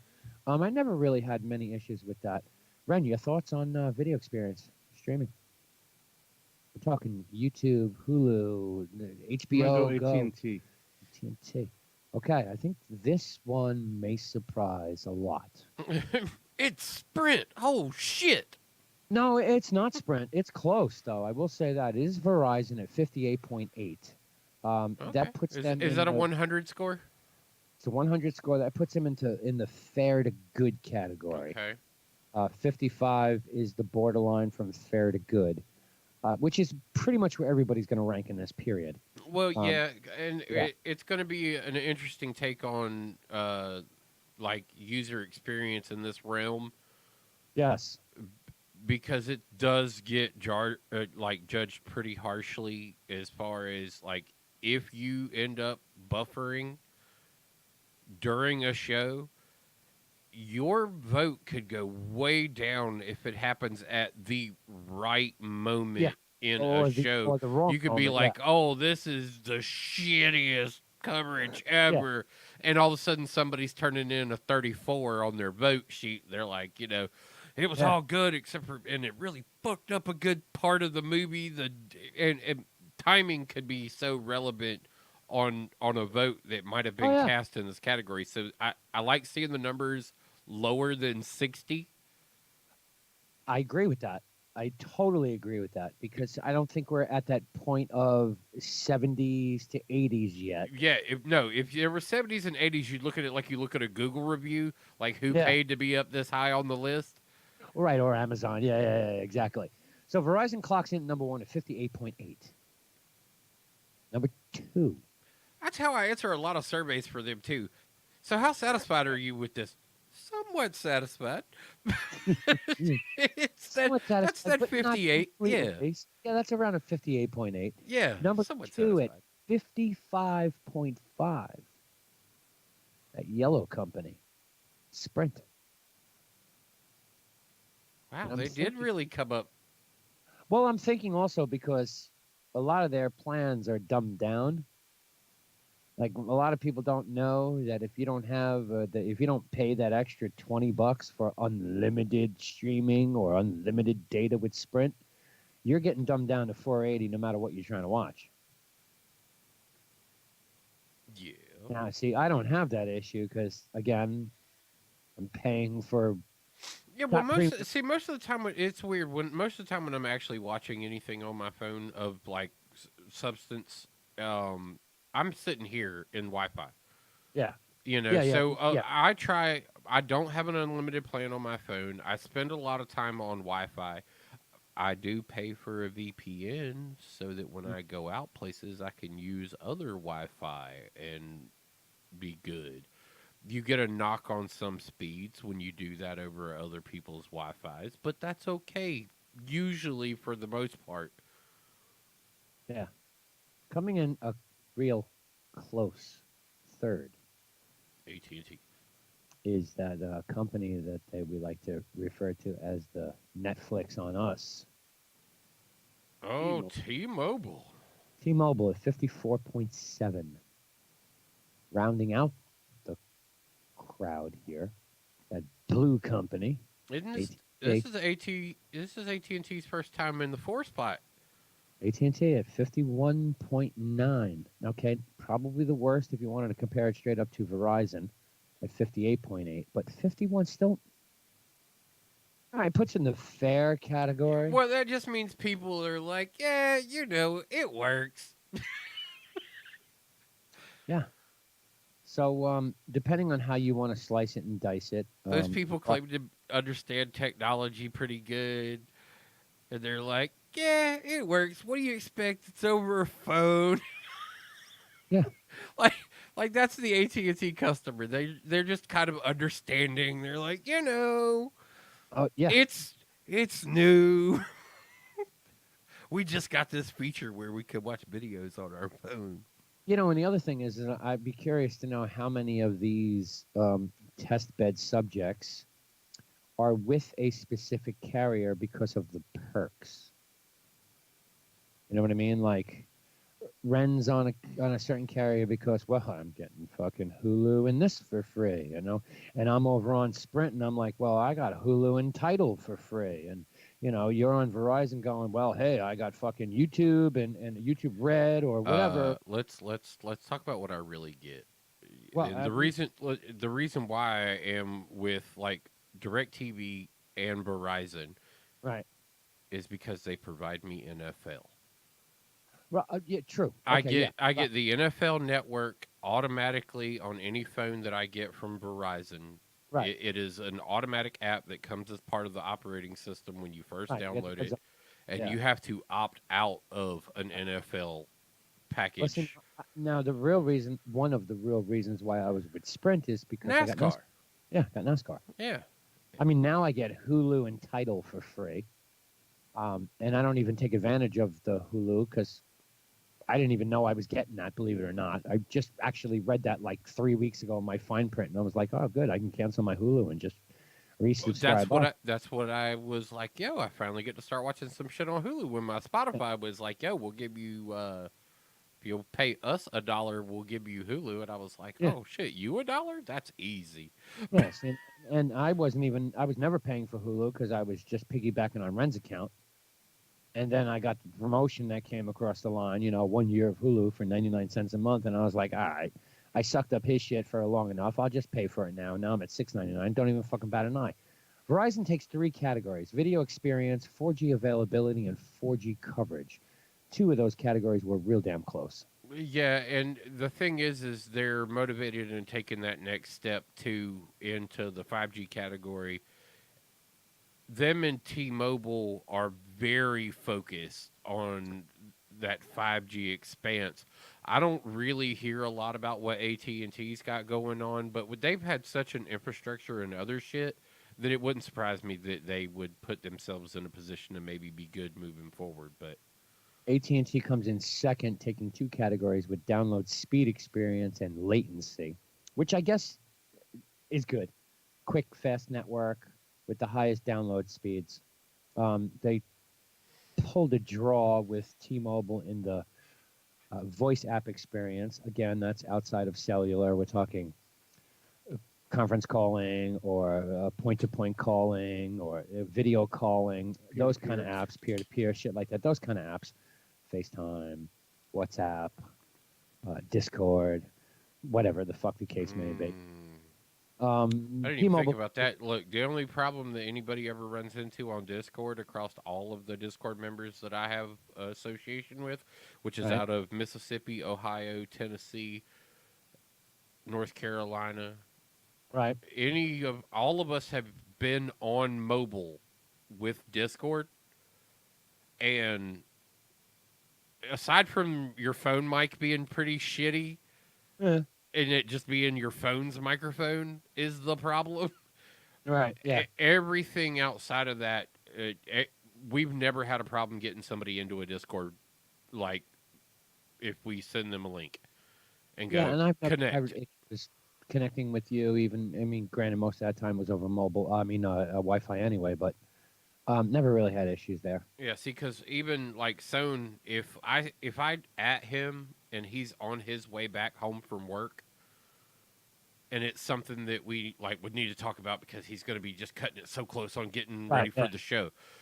He'll hit me in the car and be like, yo, and you can tell that because he's in the truck and on his way back home, you can hear all of that because of the mic there. But quality-wise, you can always tell that you're getting him inside of his car, and it's all good quality. You just understand the quality is relative to the environment they're in, not necessarily carrier restricted. I don't know. I don't know who he's with, but like I said, we've never had mobile any issues with like Skeeter in Mississippi or Sone in Ohio, in the middle of nowhere, Ohio, and Guru in Tennessee. If all you don't know what the fuck he's talking about out there, it's Angry Dandelions right here on Ironic Radio, Wednesday nights. You should check that show out. That actually is our dedicated Discord, too. So if you're actually looking for us and want to find us on Discord, it is the Angry Dandelion Discord. Also, T-Mobile if you're ever interested in talking to me, hit me up. I think we're 8-Bit Bros Discord still. I don't yes. know. I haven't. My other 8-Bit Bros don't ever go in there, so I don't really keep up with it. T-Mobile takes 1.5 categories, if that's what you want to call it. User upload speed experience. Yeah, it is 8-Bit Bros. Yeah, it is 8-Bit. It just like Mr. Tom Gully says it. All one word. 8. Then BIT BROS. All one word.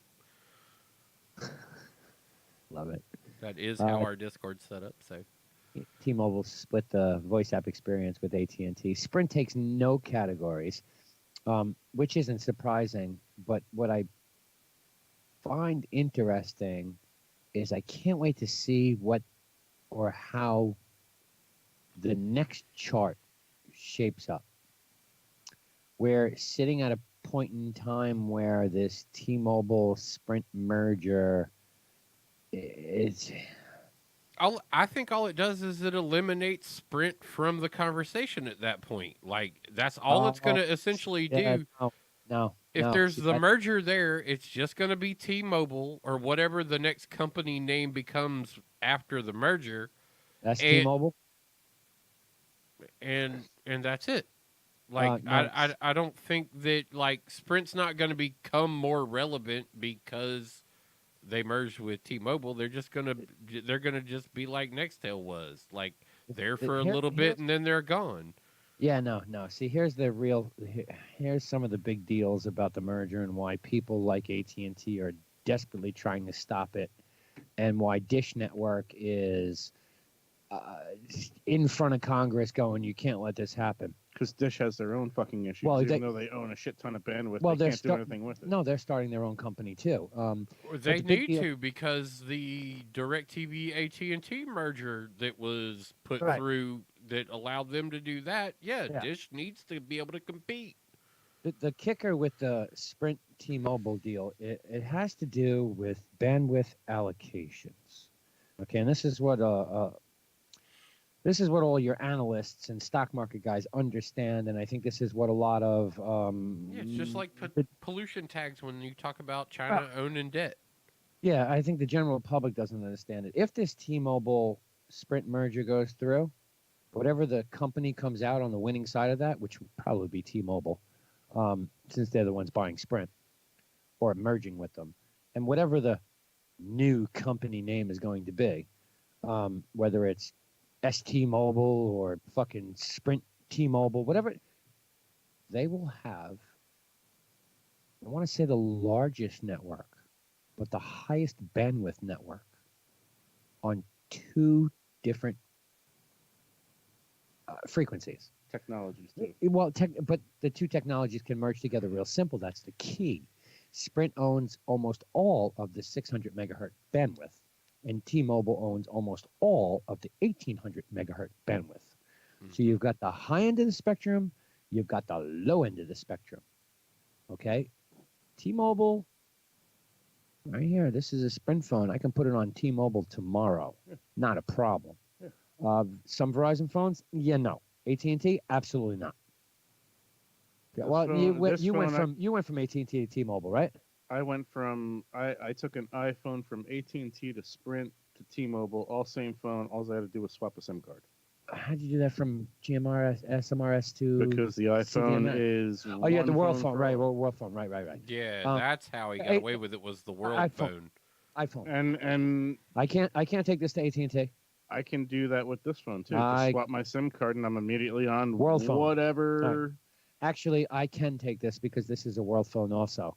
The Babe's phone, can't take hers off of Sprint and bring it to AT&T. Never going to happen. Now, are either of your phones in the new 5G capable phones? No, I purposely chose not to buy the S10 Plus. Well, yeah, they were. That was one of the big proponents of the article I read about Greensboro flipping the switch. More. About Greensboro flipping the switch is the price tag increase on like the 8 phones that are available on the market. Yeah, exactly. There are 8 phones, and the price tag is a little kind of like buying an 8K TV. Exactly. It was $200 more for a 5G Samsung S10 phone. S10 Plus is what I have. They wanted like $200 more for the S10 Plus 5G, and I would have bought it, but when I talked with Sprint on it, it was, well, we're still going to charge you the $20 a month extra for your unlimited data, or as they like to call it, the 4G tax. So now that becomes a 5G tax. So I'm paying $200 more for the phone, and you're still going to charge me the $20 a month? Go fuck yourself. Mhm. When we all know, I shouldn't say we all know, 5G is still 2 years out, period. Yeah, I would It's say still 2022 is the time to buy. Yeah. I know when Apple drops whatever they're dropping. When Apple drops their 5G phone, If I did a lot of traveling outside the area here, you'd be fucked on a 5G phone. Yeah, if the expansion continues to go at a decent pace here, like within Greensboro, it's well worth owning at that point. But I mean, I will say this: if you're following any of this 5G, and I am, my coverage area for 5G is huge. Huge right now. I don't know where you're at with, who are you with? AT&T, T-Mobile? T-Mobile. I don't know where you're at with T-Mobile, but, well, we could be on the same fucking platform within months well, what anyway. T-Mobile's doing with their 5G is kind of crazy on how they're doing it. You're the one who told me about it. Why I went and they're doing researched. building penetration, which is They're key. doing some insane shit where it's. And this is why they want Sprint, because Sprint's got that 600 megahertz, which penetrates fucking concrete. And they've got the upper bandwidth at 16 or 1800 megahertz, which penetrates steel. So they'll have one of the best networks where I believe AT&T's big thing is 2200s and 900 or something like that. And those two networks they're compatible off of one or two radios, antennas in your phone, for lack of a better term, but the coverage isn't as good as one would think. You know, when you read all the tech specs on megahertz bandwidth coverage and what the government's auctioning off and who's buying it, I mean, fucking Dish owns the most spectrum out of anyone. They've been buying it for fucking years. Okay, they even went around and bought up part of fucking Sprint's old or Nextel's CDMA network. Most of it was sold off to Mexico, but they bought a good chunk of that too because of its penetration capability. And that's where that's what 5G is really all about. What do your 5G towers look? What do your 5G towers look like? All the towers in my town are no more than like 4 years old. They're about 150 feet. They're slightly lower than the water towers. And this is 5G towers? They're 5G towers, and now in my town, all mine are no bigger than telephone pole. And they're every fucking where. Right, so that's the low band, that's the low frequency towers, which is fucking dynamite because it's straight beam technology. It's not connects. It connects your entire city via Wi-Fi, pretty much. Like, it essentially becomes a 5G Wi-Fi modem with band extenders. As you roll around with it. Dude, can we talk about how happy I am because of one guy knowing how to put together cables? and the fact that I am in, I don't know how many shows in a row now with like 0 dropped frames. Yeah, that was a big thing, man. You were having some massive fucking trouble. I mean, averaging only about 15% CPU usage. And just steady killing it on no drops. And that's an important thing. I mean, you were fucked on your internet connection. Yeah, but that was a cable, and that's the crazy shit. That's the crazy shit I talk about though. When we talk about like how good all this shit is via this, via that, via this, via that, something as tiny as just the cable, and it wasn't even. You saw the gaps. It wasn't like they were big. No, they weren't, but it was enough to cause that arc spike jump dramatic. Yeah, that can happen. Like I've been it was such a minute looking thing. If anybody else would have looked at it, nobody else was thinking about it. That dude looked at the cable and was like, he's like, I need to see the one that's on the plate. He looked Right. at the other end of it and he goes, oh, I need to see the one that's on the other end of the plate. And so he pulls the plate off the wall and it screws that one. He looks and he goes, all three of these are short.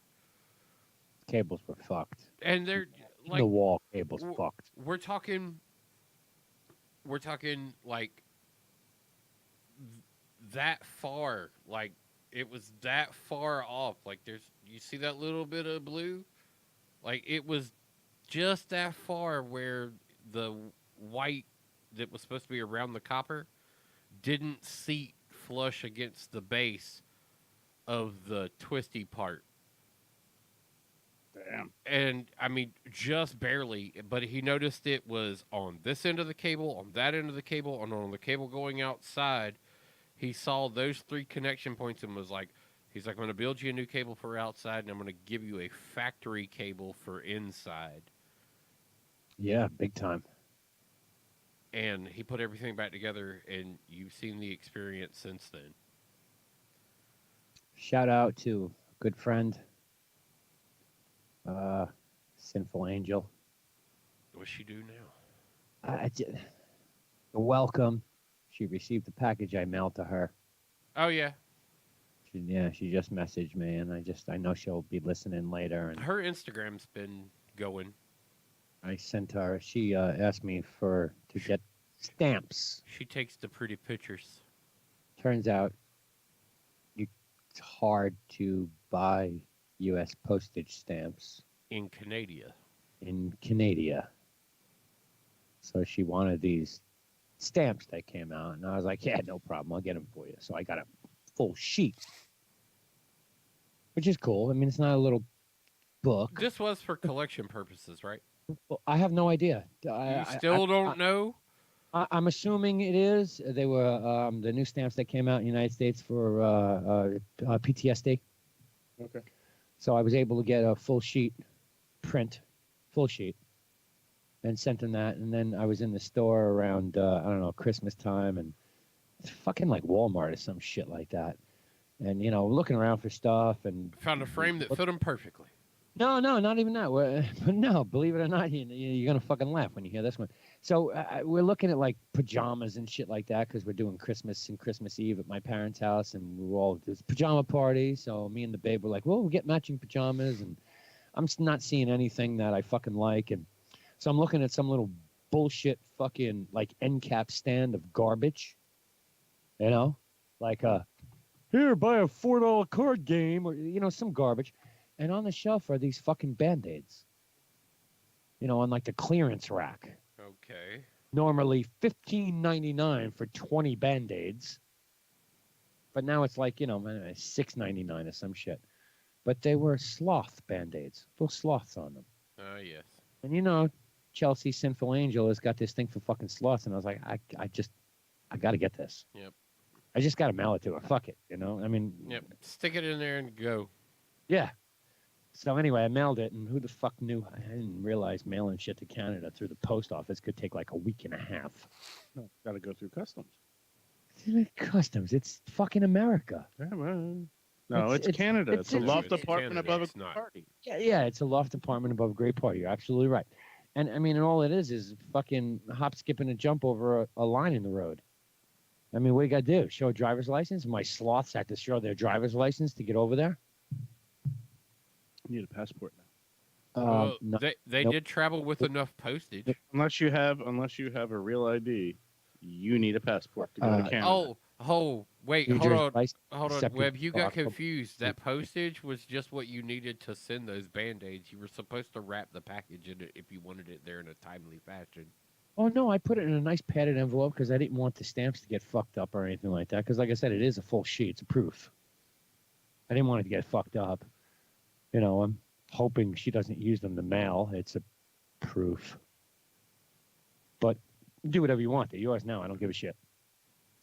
But dude, you can get across the border with your driver's license. If you're from New Jersey, October 1st is the cutoff date. And I went to get a real ID because I signed up for the beta program, and they have denied me 7 different times so far. For what? I can't get a real ID. What list are you on? Probably the one that says we're holding your license for a while. Yeah, And maybe is it just because? Don't know. They don't give you any information. It could be that could be that other list that begins with an F. You know, the felon. Sinful Angel may be a philatelist. PHILATELIST. That is what That sounds dirty. That is what a stamp collector is called. A philatelist. Yeah, I'm that. I have a lot of stamps. I have a lot of money in stamps. I have a stamp collection that's probably worth like anywhere close to $40,000 to $50,000. My Liberty book. I started collecting stamps at the age of like 12. It was my father's idea. I got the chicken pox and I needed something to do. Stamps is definitely something to do. If you sit down and actually do like a lot of the old stamps, if you're trying to recoup stamps.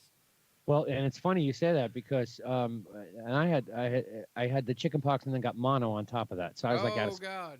Yeah, so I was out of school for like, I don't know, 2.5 fucking months or something like that. And at the time, my father worked for the IRS, and one of the guys in the IRS was a stamp collector also. So he would steam off all the stamps that came in the mail. Yep. And they would just put them in a Seagram 7 box. So my father found out about this, and he was like, yo, my kid's fucking, I got him into stamp collecting, and he's pretty into it. And he was like, yo, take this box home.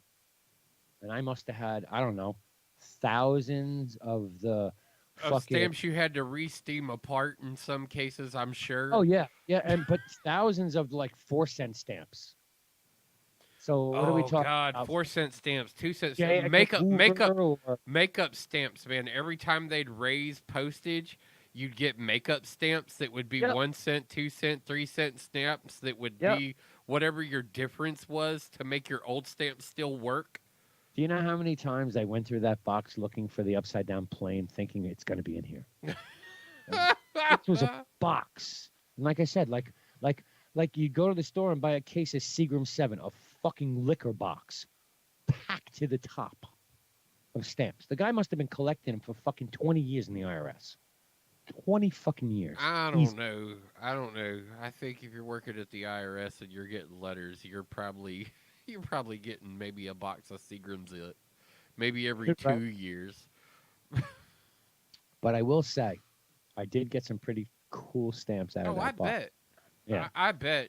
I kind of dabbled in it a little bit. I mean, I know that it can get pretty serious, but I never got real serious into stamp collecting.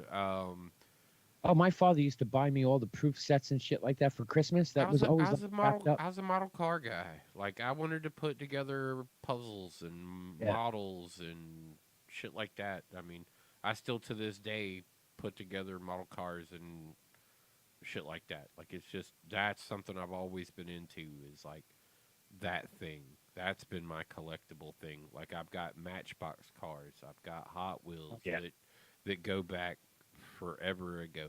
I've got cars, Webb, that are crayons. Oh yeah, I know what you're talking about. Yeah. My brother buried all my Matchbox cars in the backyard. Buried them. What? My brother at your parents'? Oh, when I was a kid, when we were on the opposite side of town. Yeah, he. So there's a yard. Yeah. That has all of your old cars in it. Quite a few of them, and the neighbor down the block. It's a weird story. The brother was collecting them, and then he realized he was gay, and Matchbox cars weren't cool, so he gave them to his sister, and then she realized she was a lesbian, so Matchbox cars weren't cool anymore.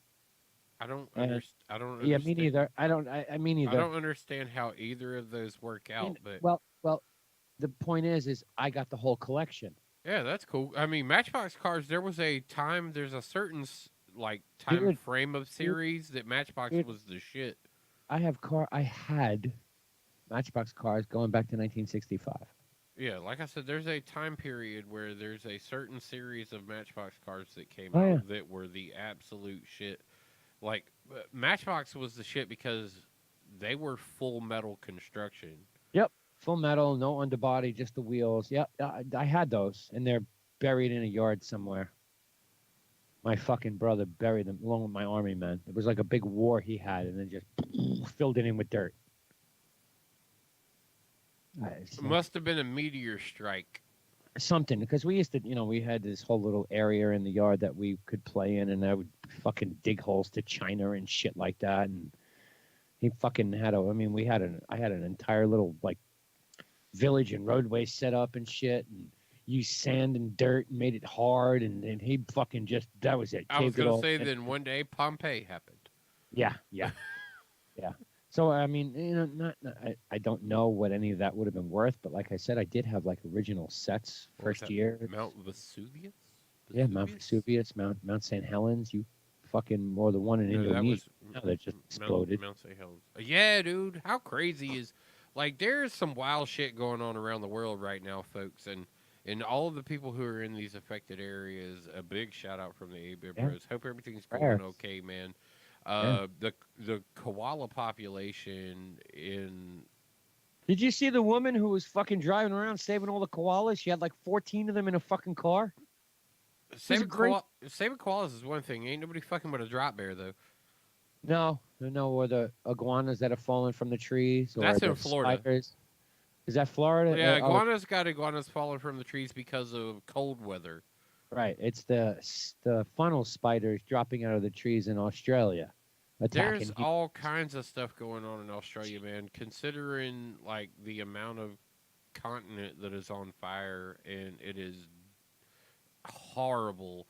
They have lost so much of a very unique ecosystem that Oh, 1 that billion animals dead.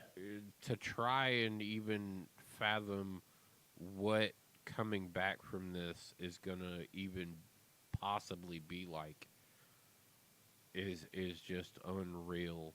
So big shout out to everybody out there that's doing what they can to donate to help and all We the lost 3 American firefighters today. Yeah. Today, yeah, I was just gonna say that of it.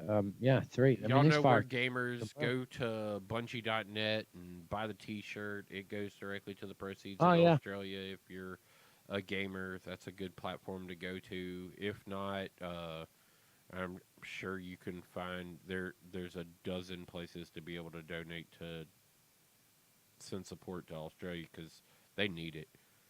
The good thing is a lot of the fires are now under control, which is definitely a good thing. There is an area. Well, they're saying that like the eucalyptus tree has taken an 80% hit. So the koalas that have been saved, who are on a pure eucalyptus diet, like this animal doesn't eat anything else. This was its food of choice. Yeah. They've got to just to continue to save this population of koalas. They're going to have to reforest large sections of Australia off of the what surviving eucalyptus that they have. There's a really cool Google map that I've been following that shows you what the hell is going on. Kangaroo Island is the one of the only fires that I know that it's just still raging out of control. It's actually right off the island. Everything else seems to be. Don't get me wrong. There's still fire, but it's controlled and contained at this point. And it's that western coast closest to New Zealand. We're talking Brisbane, Sydney. Is it Newcastle? Oldcastle, Newcastle. That's the whole side of the country that was New South Wales, Victoria area, really fucking devastated, which is major population, obviously. On the other side of the country, it really isn't as inhabited. I mean, what's the big Perth? Perth is the big one on the western side of Australia. Pretty much unaffected. It was, that's the eastern side, rather. Yeah, I was like, Perth is eastern side. It was the lightest of the fires. Yeah, they've barely affected on it. It's the western side, which is The entire western coast is lit. Yeah, fucking horrible. And there was a point where straight through Central Australia it was the same thing. Basically, if you took from Texas to North Dakota in the U.S., like that was on fire. Yeah, that's I can't pronounce it. I don't want to butcher it, but Yalbania area, which is southern Australia, which, like Thump was saying, right about where Texas is in. Yeah, it's weird because like Australia is kind of like just a flipped upside down United States if you look at Yeah, it is. a little Yeah, bit. yeah, yeah. It certainly It is. gets a little bit of that. So if Yeah. you were to go and turn like from where Texas would be and then go south to North Dakota, like that section, there was a fire that just went right through the middle of the damn country. Like at one point, it was one fire that just went through the entire middle of the country. True that. And it's like, what? How does? And y'all know I like the place. Y'all have seen me put Ayers Rock in the background behind me before. Like it's an Australian thing. Y'all have seen my kangaroo ear flop. Yep. Like it's. So when all this really started going down, I got streamers that I watch from out of Australia and stuff like that. Like. Yeah. Very sad, and they definitely need like help. Also, don't go into Washington State. Don't supposedly the first has been caught in Texas. Their supposedly World Health Organization has decided to lock down this fucking region that it is all coming out of. It is being declared a World Health emergency. Just because of the Chinese? Because of the super virus that's coming out of there. Nova, whatever the fuck it is now. Norovirus. Whatever the fuck it's mutated to something else. All right, let's get the fuck out of here. Yep. Thank you everybody for tuning in. We may or may not have a somewhat big sports announcement coming up in the next coming days. Stay tuned for that. Hopefully by Wednesday. Could be interesting. Could be. We'll see how that goes. We'll elaborate more on the Rock and Roll Hall of Fame trip as the season moves on. Well, yeah. I'm still trying to figure that all out. I mean, I'm down for it, but the other thing I'm looking at is it's 700 miles there, and then it's 700 miles to you, and I don't know if I want to do all that driving now. Yeah, but I got to come meet you for the same 700 miles, so we'll just be doing it together. Yeah, I know. Like the first leg of the journey is us not together, and then the next leg of the journey is us together. Then we meet and we do, I don't know, a day or two there or some shit, because I'd like to see. Yeah, so I mean, it could work. Like I know the driving aspect of it becomes an issue at that point, but I've also done long motorcycle rides. Yeah, and long motorcycle rides by yourself, they suck. Yeah, because you're just like on the bike, off the bike, on the bike, off the bike, on the bike, off the bike, and you're just traveling. And the same thing could be said for driving when you're just doing it by yourself. But if you throw that group together, like in the car, out of the car, in the car, out of the car, becomes a different experience when you can like trade passengers around. I'll know more when I make the trip. Like we'll put the girls in one car, one leg of the journey, and be like, "Here, y'all drive this. Me and Weber driving this." And I'll know more come like March, when I do a small road trip to Baltimore and see just. You're going back down to Baltimore again, huh? Yeah, opening day, away opening day for the Yankees is what we're thinking. But my curiosity is gas mileage in this car. Let's see what this fucking car gets on the highway. You're gonna have to find the right tune for it, and you should be able to be all right. It's not very good right now. It's like 280, 290 miles to the tank. You'll want to find something a little better than that, but... Well, I mean, she's averaging like 18, 19 and a half. I mean, I got a tiny tank on the Jeep, and that's probably what we'll be in when we would come up that way, so we wouldn't be too far apart, because I got a tiny tank. Yeah, that's what this car is, like 15.4 gallons or some shit like that. And gets like 290 miles to to the tank, if you're lucky. I don't know. I'm monitoring it. She's not doing bad. It's like she's doing like 18 and 19 and a half. Yeah, that's not bad. It's not bad, but that's great. But what are you going to get on the fucking highway on cruise control? I don't know. Just throwing a Kano tune in the car and hope you hit 300. I should get like 320, 340. Yeah, that's kind of where I'm at. I'm figuring probably 330. That's what I would say. I'd say 330, 340 is kind of, I'm leaning more that way for any kind Big of decision on whether I want to drive 1,400 miles. And then there's my car that'll push 400. Yeah, but you got a fucking little itty bitty 4-cylinder with like 1.8. You got a 4-cylinder too. Yeah, with cylinders this fucking big. Yeah, not I was gonna say his your shit's- little baby turbo. His shit sucking 2 gallons of fucking Yeah. oxygen on every pump. So, I mean, this fuck won't even put it in sport mode, and he doesn't realize he'd get better gas mileage if he did No, that it with only that get fucking worse. turbo. How do you get worse? It doesn't suck up more gas when you throw more air into it.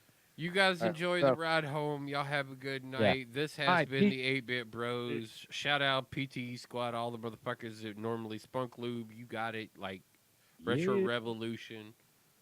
Yep. All right, we out. We'll catch you on the early show Tuesday. Peace.